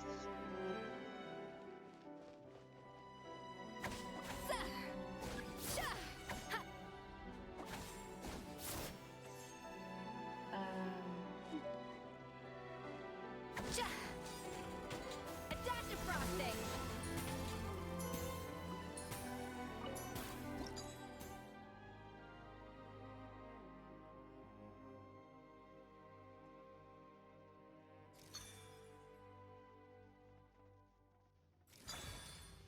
That was easy.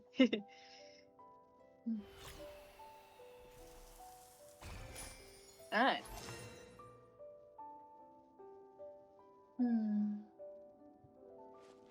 So we need to send it over here. Okay. Let's turn this over and over again. And then we poof. And then we poof. At the latest steps.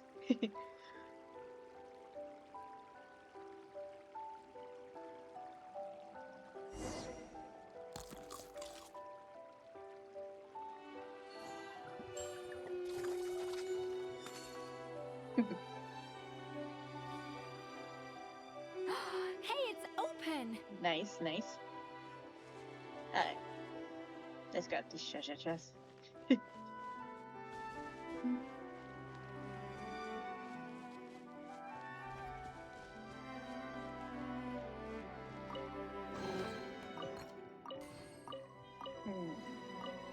I wonder how many hydro sigils I have. I'll take a peek in a bit. Oops. Good thing there's no blower beast in there. Alright, let's get it off.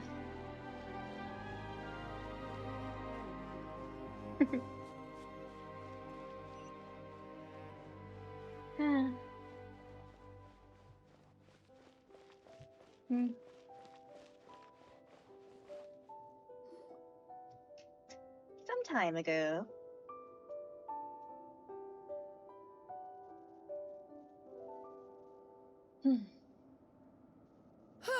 Hey, give me your water. Here. I said your water, the one you just drank out of? Sure.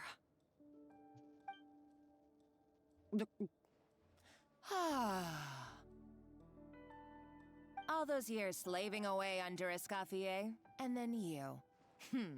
Today, it's finally paying off. Not only have I found the ruin that Savelli kept hidden, but I also get to boss you around like my little lapdog. Hey, go scout ahead for me. If we need to do any more blast tunneling, I want to know where to lay the explosives. Did you not hear me? Get going. Why don't you do it yourself? Oh, when did you learn to fight back? You're always so compliant when I give you instructions by letter.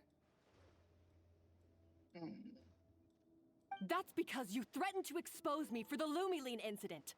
I swear, if I'd known what you were planning, I'd never have... Don't be so self-righteous. Admit it, you've always been jealous of Escoffier. That's why you lapped up everything I told you. You were terrified of her finding out about your part in the Lumiline incident, and you resented the way her reputation hung over you. So you jumped at the chance to convince yourself that she was the villain, that she deliberately hid her secret recipes from you just to hold you back. It was the only excuse you needed to justify getting back at her. First, idolization, then jealousy, suspicion, and self-deception. That's what this comes down to. It was the same story with Savelli and my ancestor. He offered Modeste his friendship, only to murder him out of vanity. He promised to explore the world with him, only to later destroy all records of their adventures. It's a miracle I even found this place. You have no idea the countless hours I spent piecing it all together. So you see, you're no better than Savelli. If you can't beat him, betray him, right? I am no Savelli, nor will I ever be. Oh, put a lid on it. You really think you can absolve yourself of your vindictive and jealous behavior now? Just because you finally realize that Escoffier never kept any secrets from you? You didn't show any remorse when she left, or in the cooking contest. Why start now? You have no right to redemption. You're right. I don't deserve her forgiveness. But I am done being bullied into submission by you! Ooh, feisty. But you should watch your tone. Talking to me like that could get you in big trouble. I somehow doubt that. Since I poisoned both our water bottles. What? Ever since I learned the truth. I've been biding my time, waiting for this moment. You've played me like a fiddle for so long, and now this is payback! But you drank it too! It's what we both deserve. This is the price we must pay for betraying Escoffier. You'll die here with me, Monica! Damn. You.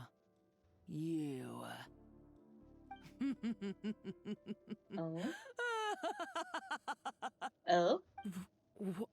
What's so funny? Oh, you're too much. I thought I'd play along for a bit just to amuse myself. You gave a very rousing performance. I saw your dumb plan a mile off. There's no poison in these bottles, just clean, fresh water. No. Revenge is a dish best served cold, you know? Did you really think your half-baked plot would fool me? You're a lousy chef, and you make a lousy villain, too. A complete waste of space. No wonder you never amounted to anything. Everything I ever did was a failure. And now, I failed again for the last time. Hey, why don't you try your hand at being a comedian in your next life? You got a good laugh out of me. But now the show's over. You should have just done like I asked, Savannah. All I wanted you to do was scout the ruins for me. But you had your chance, and now it's time to say goodbye. Stop right there! Let her go, Monica! We've got you surrounded! Escoffier? Ugh, looks like I'll have to keep you around for a little longer. You can't! Stay back if you want her alive! Escoffier and the Traveler. I can't take you both on in combat, but if you so much as flinch, I can end Savannah's life in a heartbeat. Monica, what are you hoping to achieve by this? You're about to commit murder, and for what? A recipe? A recipe?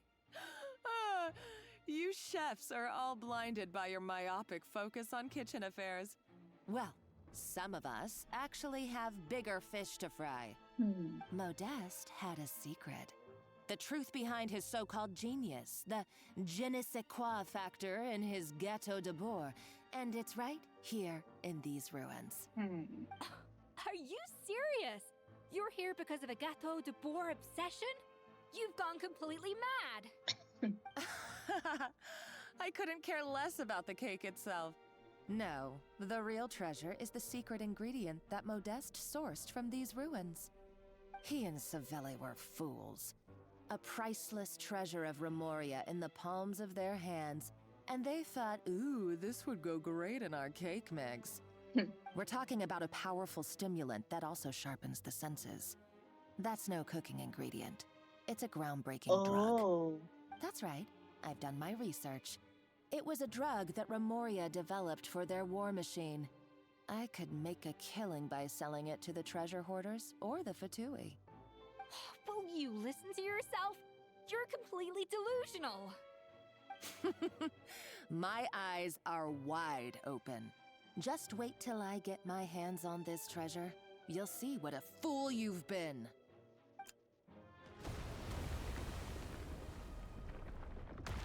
Wait, what's that sound? Kaboom? Just when I thought she couldn't get any crazier. She's lucky the whole place didn't collapse. Seems like she escaped in the commotion. Uh-oh, Savannah's gone too! Monica must have taken her. Oh, what a coward. She's only taken her hostage because she knows that she's no match for you. Oh, that's one piece of good news. Savannah's safe for now. That's true. Even if she finds the treasure, she'll need Savannah alive if she wants to get out of here in one piece. Oh, well, our path's been blocked, so let's look for another route. Alrighty, let's see.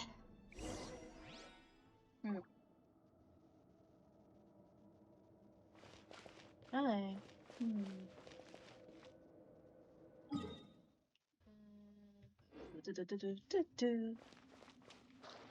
The water looks pretty deep here. Maybe it leads somewhere.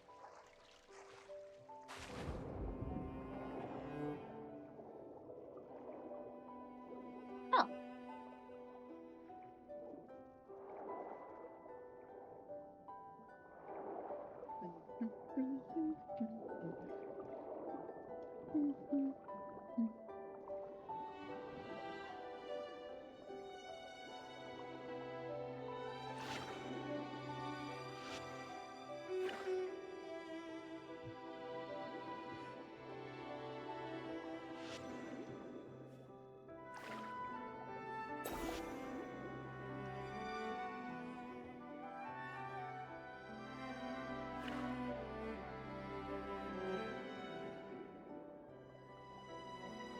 been a while since I did this.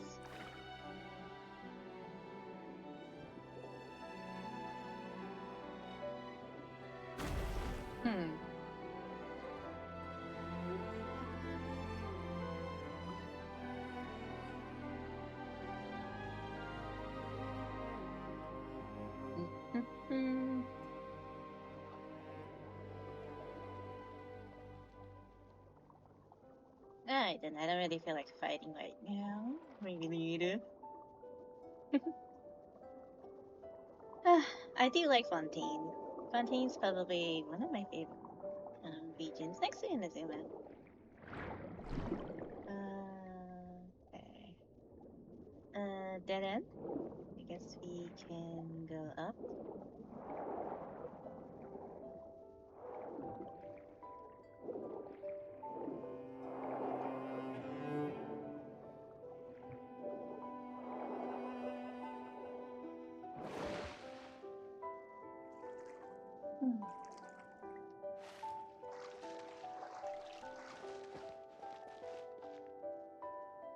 Oh yeah, I guess we are fighting after all. You were probably awakened by the explosion just now. Alright, Nice Skills 101. Time for some rough chopping. Rough chopping, yeah. Yep, that's rough chopping, alright.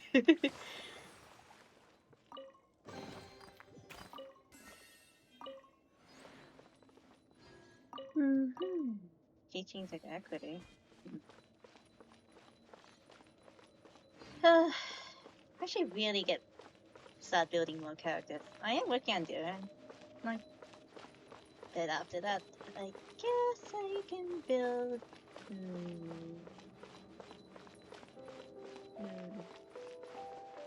We'll see.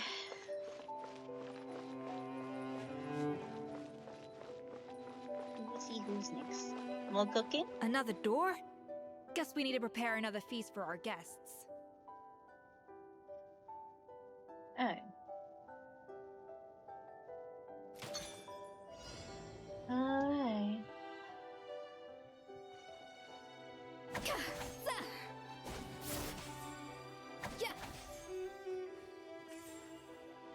A dash of frosting!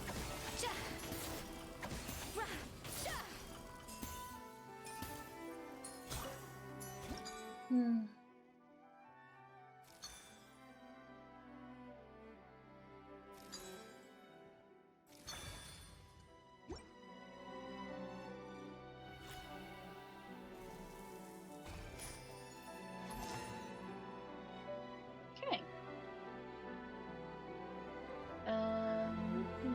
Okay.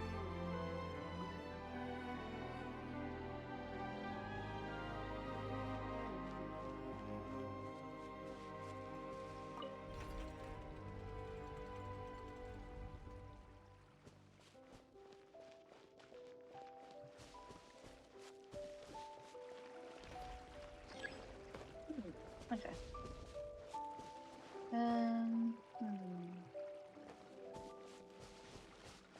Okay, where is the thing located? Oh no, it's this one here. So we can rotate this over here and then send it through quickly.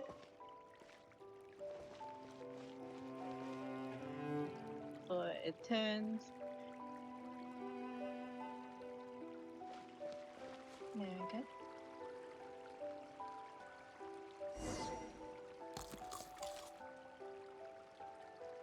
It seems to really like the texture of Rome Maritime flowers.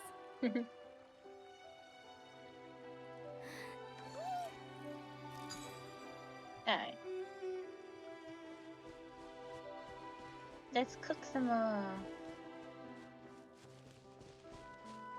Alright.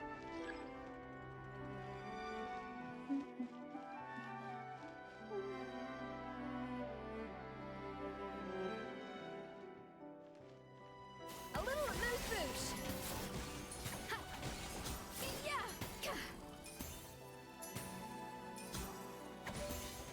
Oh, perfect.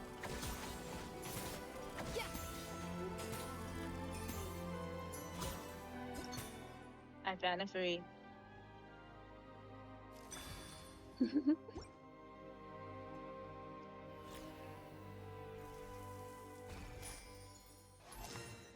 Yay. Alright.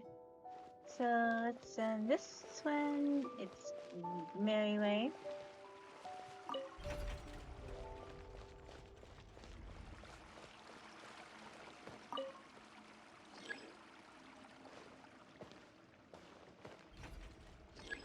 Oh, okay.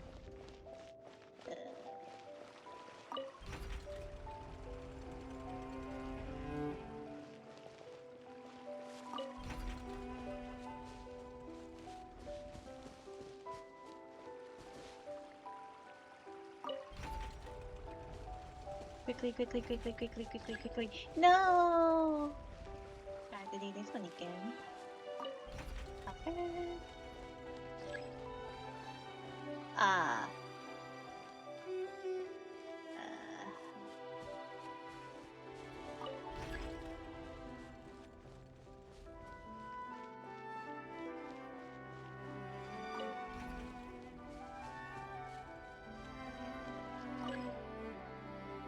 Man, okay, okay, this is fine.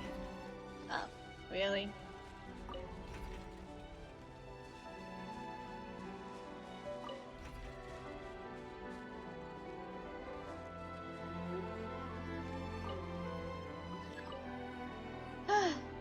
Really?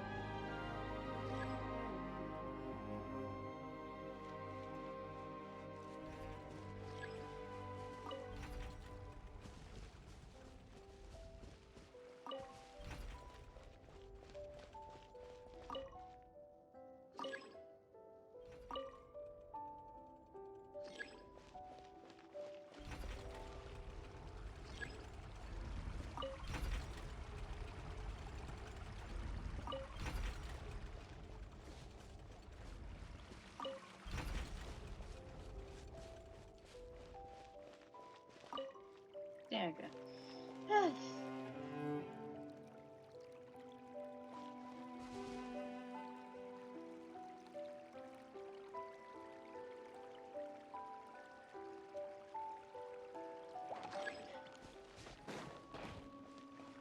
A dash of frosting! Huh. Ha. Yeah. Za. Yeah. Ja. Let's go. There we go. Paimon to shame. I never knew you could process Lumitwol like that. Alright, I've got to jot this down. Lumitwols are maritime flowers. This could open the door to a whole new world. Yep, that's literally the plan. Wait, hold on. Which door are you talking about? Culinary doors. I think he's talking about that Paimon.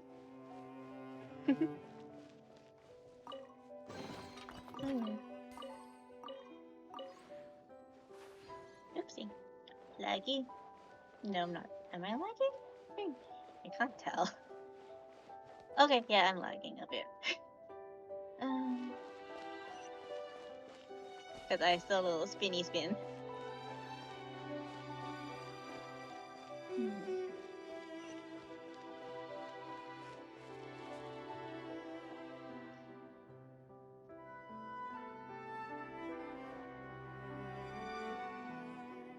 That's strange. These don't look Romorian to me. More like last century Fontaine. Could it be left by the previous adventurers? Adventurers from last century Fontaine, huh? Oh, Modeste and Savelli, do you think they camped here? By the looks of it, this was a one-person camp. They adventured together, but maybe one of them came back alone at a later date. Let's rummage around then. You really think so? Trust our adventurers' instincts. We're pros at this stuff, just like you're a pro in the kitchen. Well, I am a pro at least. Okay, well, the Traveler has more adventuring experience overall, but Paimon's definitely a pro rummager from all those treasure chests. Bingo, I found it. Darn it! Paimon was just about to show off her rummaging skills. Huh. No kidding. Are all adventurers so obsessed with journaling? I mean, I guess I take a lot of notes when I'm cooking as well, but I thought that was just me. Yeah, everyone takes notes. So do I. Anyway, let's find out who was here. Not just chefs. It's been years since I've last visited these ruins. It's exactly the way I remember it. This place probably hasn't changed in millennia. Sadly, up above, on dry land, everything has changed. The treasure of Remoria. That's what we used to call it. Modeste was right about its potential. It turned Gateau de Bourg into a national sensation. Our limited stock of the substance meant that the Gateau could only be produced on a small scale. But this only drove up the popularity all the more. Modeste was right about that too. He predicted all of it. He was praised as a genius, while I, as the one person who'd ever disagreed with him, was labeled a talentless fool. Modeste tried his best to console me, but I knew better than anyone just how great the gulf was between us. Our conversations grew scarce, and we saw less and less of each other. I didn't fight it. He had new friends and a career of his own. Why invite further disdain by inserting myself where I did not belong? I told myself that maybe one day, when I finally created a masterpiece of my own, I'd be able to face him without shame. Or maybe one day, when I've put these feelings of self-loathing behind me, I'd be able to ask him with a smile on my face, how about we go on one more adventure, for old time's sake? Unfortunately, that day will never come. So it was Savelli. From the sounds of it, he came back after Modeste had already died. I always thought it was just a legend. But if it's true, then this must be the place where they found their secret ingredient, the birthplace of Gateau de Bourg. In that case, what does that say about the death of Modeste? If it's all true, maybe Savelli really did have something to do with it. Let's keep eating. The taste of Gateau de Bourg has changed. Modeste was convinced of this, even though everyone swore they couldn't tell. Being the perfectionist that he was, he refused to accept even the slightest flaw in his work. He stopped all sales of the product, locked himself away in the kitchen, and worked day and night, vowing to find out where he had gone wrong. But as he baked and taste tested over and over again, he found he only strayed further and further from the original taste. It was only when he was sipping on coffee one day and realized he could not taste the bitterness that the truth finally dawned on him. What had changed was not the Gateau, but his sense of taste. The treasure of Remoria stimulates the senses, taste included, and invigorates the spirit. In the short term, it offers people the ultimate gourmet experience, but in the long term, it dulls their senses entirely. In hindsight, it made perfect sense. After all, why would a culture that sought liberation from the constraints of their bodies care for the loss of their senses? But we realized it too late. We were just too late. Over the course of his many culinary experiments, Modeste exhausted the remaining supply of the treasure of Remoria. He consumed it all himself. The finest culinary talent of his generation now faced a future in which he would never be able to taste anything ever again. Finally, in despair, he took his own life. And because we had become estranged, I could not be there to stop him, to offer some words of comfort, or even to say goodbye. Yet despite everything, he sent me his final letter. The treasure of Remoria? Guess Monica was really onto something. It really was a kind of drug. So, Modeste chose to end his own life. Then, why all the rumors that Savelli murdered him? Also, neither the Codex nor any other contemporary records make any mention of the treasure of Remoria. It's almost as if someone deliberately erased it from history. Modeste told me everything in his final letter. His was a tale of how even a genius could fail, and how much more devastating it is when it happens. Did he hope I would gain some personal catharsis from knowing the truth? Or maybe he wished for me to warn the public about the dangers of Gateau de Bourg, proving that I had been right all along. But if the public ever learned how Modeste's greatest triumph became his undoing, his fall from grace would be swift and merciless. 1 minute a genius, the next a joke. It would surely spell the end for his restaurant too. What would be his legacy then? How would future generations view everything we built together? I fear the scorn I have faced these last years would pale in comparison to the scorn shown to him by the history books. I cannot let that come to pass. I will do what I must to protect his name. It will mean tampering with his notes to remove the damning details, leaving mere fragments of our story behind. It may lead his family to suspect me of having a hand in his demise. But if that's the price of destroying all evidence of my crimes, then so be it. I would rather the world believe a tale of genius and jealousy than see his reputation in tatters. The final loose end is the evidence here, at the bottom of the sea. Oh, we must stop Monica. Huh? What's wrong? Didn't we say Savannah should be safe for now? So we thought, but if Monica finds out what happened to the treasure, there's no telling what she might do. Okay, let's stop Monica.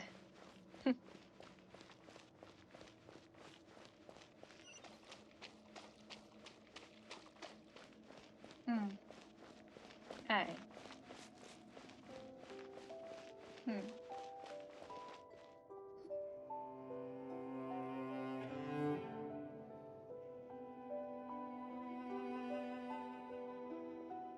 Oh. The treasure of Remoria. I have found you at last. Savelli, you tried your best to bury the truth, but you underestimated the children of Modeste. Some fragments of his diary escaped your clutches, and we have held on to them for generations. But I have to thank you too, Savannah.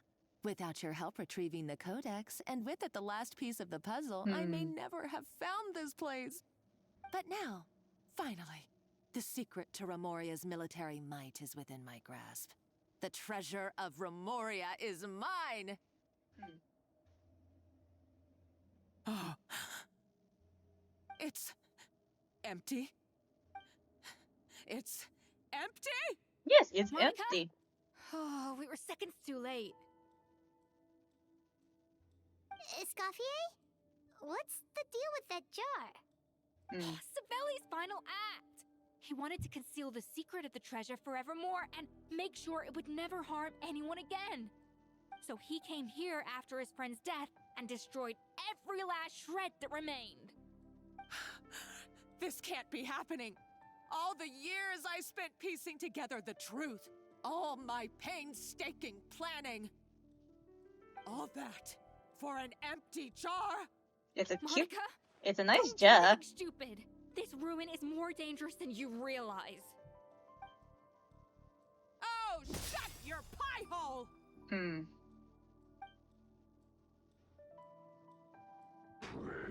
be to Lord Remus. Well, she warned you. You barbarians shall be slain. Ripperoni? She's a nutcase! A liability to herself and everyone else. Well, now it's up to us to clean up the mess she's made. Take these golems out. Got it.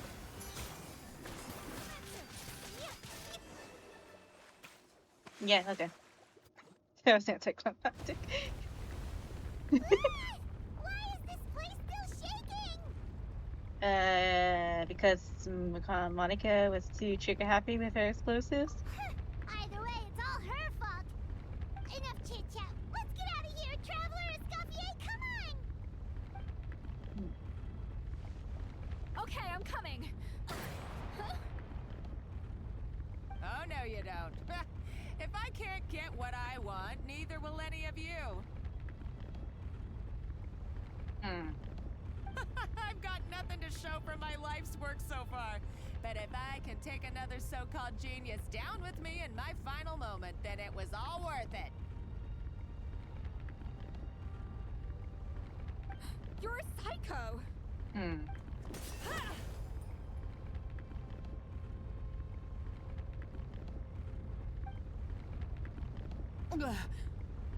Savannah? When did you wake up?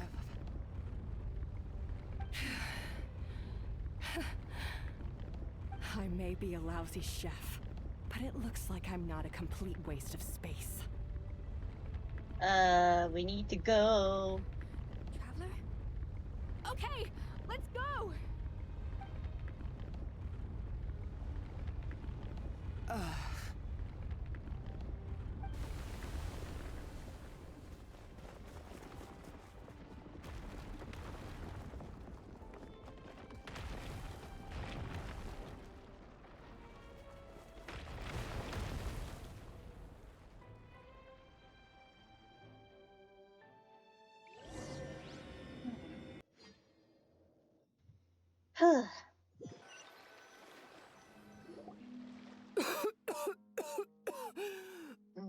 Escoffier! Savannah! Traveler! And Paimon! Yes, sir. Venejem! What are you all doing here? What did you expect us to do? Stay at the restaurant and sit on our merry derrieres? While the Traveler and Escoffier were out here risking their lives? But at least We you be had to safe do on your something, dairy, yes. Even though that something ended up being, well, waiting for you here instead. Yes. I don't deserve any of you. And I certainly don't deserve to be your head chef. It was my fault Escoffier had to leave.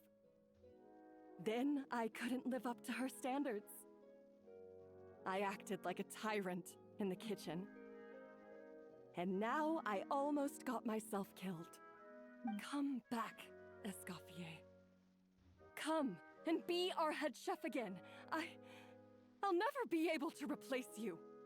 Okay, so everything I said to you the day I left, it just went in one ear and out the other? Yeah, I did. Huh? Sorry, I was kinda in my own head at the time.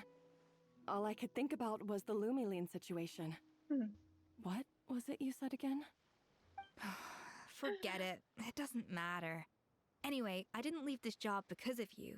And you're not nearly as awful a chef as you think. If you were that bad, why would all your staff show up here for you? Escoffier's right.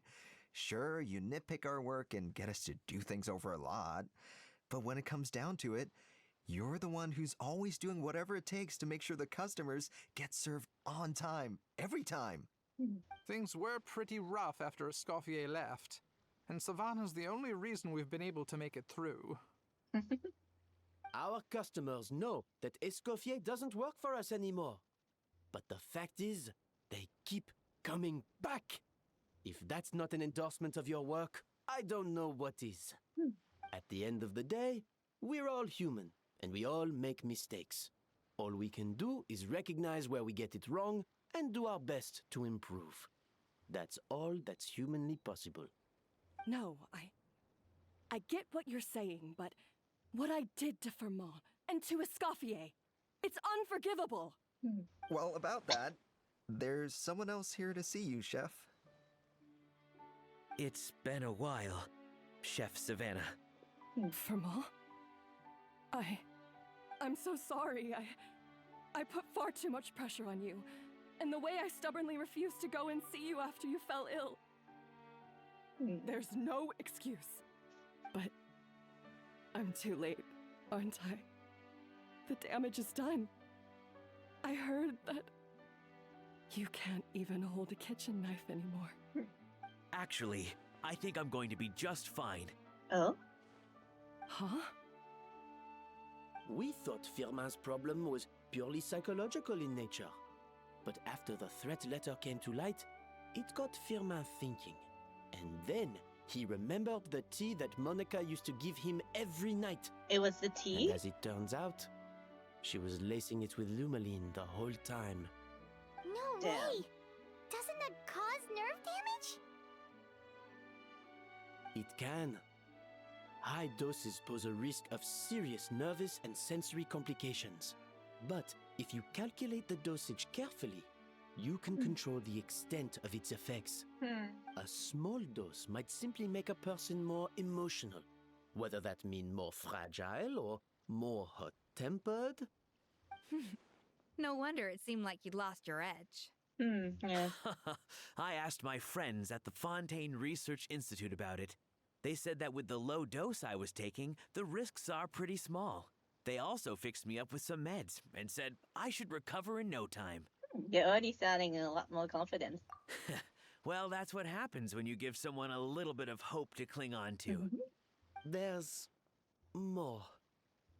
We believe that Firmin was likely not Monica's only victim. You mean she poisoned me too? Oh, so that's why Savannah's been so irritable this whole time. Let's not be too quick to blame everything on the Lumaline. That stuff can only amplify what's already there. So tasty food will seem like the most delicious thing in the world, while food you don't particularly care for will become utterly revolting. So you better make sure you reflect on your behavior and apologize to every single person you've wronged. I will. I'm sorry. There's still one question that's really bugging me. Why is it that no matter what I do, my Gâteau de Bourg never tastes the same as yours? Is it just... I mean, is it because you're a genius and I'm not? Okay. It's because the heating element in your oven is broken, you silly goose. That's it? What? Oh. Oh, is that it? I felt like something was off during the cooking contest. Once I got around to checking all the equipment, I noticed it right away. There was a half-degree discrepancy between the temperature setting and the actual temperature. All the ovens in the whole kitchen had the same problem, which confused me at the time, but by this point, it's pretty obvious that Monica must have tampered with them. I would have figured it out the day of the bake-off, since the issue affected both our teams. But of course, Monica sabotaged mine so that could never happen. No. I spent so long trying to find out where I was going wrong, and then you pinpoint the problem in just one night? It all comes back to one simple, undeniable truth. You're a genius. And I'm just plain old Savannah. And that's a bad thing? Cut it out! Stop the woe is me act for a second and just think. I came up with this recipe. You don't think that might have something to do with it? Do you know how long I spent perfecting my Gâteau de Bourg? 3 years! 3 whole years! I know this dish inside out, back to front and upside down. And you've been head chef now for what, 6 months? If that? A couple hundred failed attempts, and you're gonna throw in the kitchen towel and declare you'll never be successful because you're not a genius. You clearly have no idea how many kitchen failures I've had under my belt, or just how long it took me to finally get my recipe to a level I was satisfied with. Genius or not, everyone makes mistakes. Modeste did, Savelli did, everyone does. You're only a lousy chef if you don't face up to your mistakes, learn from them, and then keep chipping away until you crack the problem once and for all. Surely you haven't forgotten all that. You were no lousy chef back when I handed you the reins. I haven't forgotten. And I'll make sure I never do. That's our head chef. Yay. Ha! Sounds like we won't need another changing of the guard in the Hotel de Bord kitchen anytime soon. Huzzah! We do need to find another staff to replace Monica. Perfect ending to a But that's fine. crazy journey. Look how happy everyone is. So you got your mojo back now? Yeah. Thanks to you, Escoffier. In fact, no. Thanks to all of you. Aw, friends again! So nice to see them finally settle their beef. Maybe not all the beef. Good. So now that's out of the way. It's time for payback. You cheated in our last bake-off, and I demand a rematch right now. Uh-oh. Oh, dear. Huh? But that was mostly Monica's fault, wasn't it? Right. And also, does it have to be right now? Savannah's only just got her mojo back, and you barely escaped from a death trap. No excuses. This is a cooking contest between two top chefs, and nothing will stand in its way. Oh my god. So grab your spatula and get ready, because this rematch is happening today. Right now, this instant. Oh my god. Hey, so, this whole time you were salty about losing?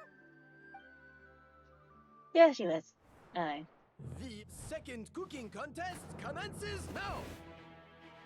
This time, no more games, and no holding back!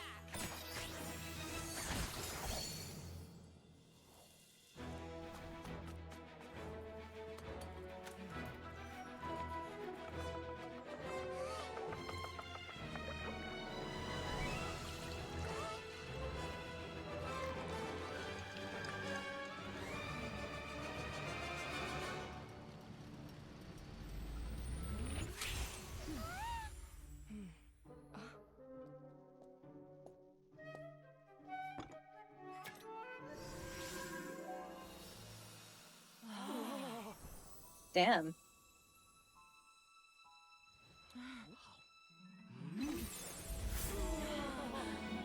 Oh, this isn't like Food Wars. But okay.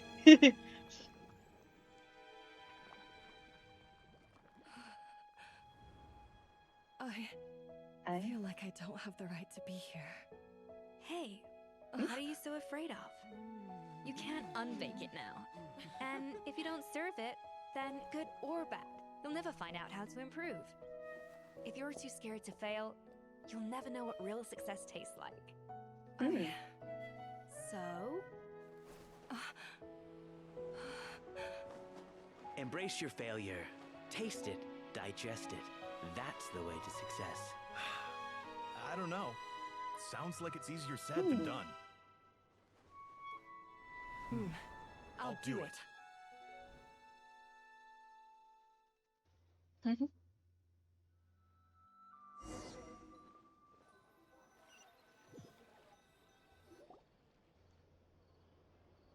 results are in!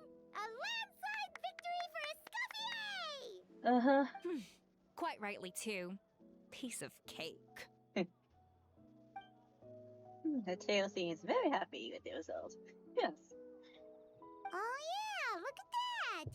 Savannah looks pretty chipper too, considering she lost. She did it for Savannah's sake. Now, where were we? Yes. Do you have any more questions for me after everything that's happened? So, are you gonna say it in Food Challenger? I thought Navia would have filled you in. And actually, I said all this to Savannah before I left. Although, as we saw, I don't think any of it sank in. I had two reasons for leaving. One was the food safety incident, of course. But the other was that the Hotel de Boer had reached a point where it didn't need me anymore. So I decided to step down and look for new opportunities to improve myself. Improve how? Well, a while back, I got to know a fellow chef from Niue, and in her, I saw so many new possibilities. Oh. She has that same adventurous spirit that Modeste and Sibeli had in their youth. Slime mucus, lizard tails. With her, nothing's off the table. Yeah. There's a whole world of new flavors out there waiting to be explored, hiding away in ingredients we overlook. That's Xiangling. Case in point, remember those Romaritime flowers down in the ruins? I used them in the cooking contest just now. Did you taste the difference? What? Paimon didn't notice at all. Half of the art of cooking is dissecting the recipes of previous chefs and figuring out the exact constellation of elements that gave their work its signature taste. And the other half, it lies in freeing yourself from the confines of the kitchen. You've got to go out and explore the endless possibilities out there. Uh-oh. Paimon's suddenly not sure she wants to try your cooking anymore. Yeah. Hey! That. Don't worry, it's not going to be a free-for-all like in Modeste's time. Before I put anything into my food, I'll obviously do my research, make sure it doesn't contain any harmful substances. In the meantime, take this. It's a recipe for Petit Gâteau de Bourg revised version. I tweaked it to suit your needs as busy adventurers. Hope you enjoy, and remember, feedback is always welcome. All right! So, do you ever see yourself returning to Hotel de Bourg? Oh, of course. I've already promised Vanishem that I'll come back every once in a while to make sure the quality of the food remains at an acceptable level. Good luck to you, Savannah, I guess. You know, Paimon's still a little disappointed that we never got to see the treasure of Remoria. Surely Monica wouldn't have gotten drawn in so deeply if it wasn't for all the mystery surrounding the original Gâteau de Bourg. She practically dedicated her life to finding the lost pieces of Modeste's diary. Then went to all that trouble to infiltrate the Hotel de Bourg. And in the end, it was all for nothing. Yeah, she sold herself for Jean. Yeah, that's a rude awakening. Since you mentioned the treasure, between Modeste's writings and what we saw in those ruins, I think I may have figured out the truth. Oh. The so-called treasure of Remoria was most likely a substance that the Remorians extracted from Lumitoiles, better known to us as Lumiline. Huh? So then, why all the hype back in the early days of Gâteau de Bourg? Don't forget, it was a very different era. We could barely even refine sugar back then, so desserts were very much in their infancy. In a world of bland food, it's no wonder that the first thing to really excite people's taste buds took the world by storm. And as for the Lumiline, it may well have been somewhat valuable in ancient times. But these days, it's just another drug from the Fontaine Research Institute. Even if Savelli hadn't destroyed it all, I doubt it would be worth that much these days. So after all that, there was nothing in those ruins but worthless junk. Yep. It feels strange to say it, but Paimon almost feels sorry for Monica. She sacrificed it all only to get nothing in return. Yeah, she got exactly what she deserved. Hey! Hi, Navi. Huh? Navia? You just got back from that underwater ruin, right?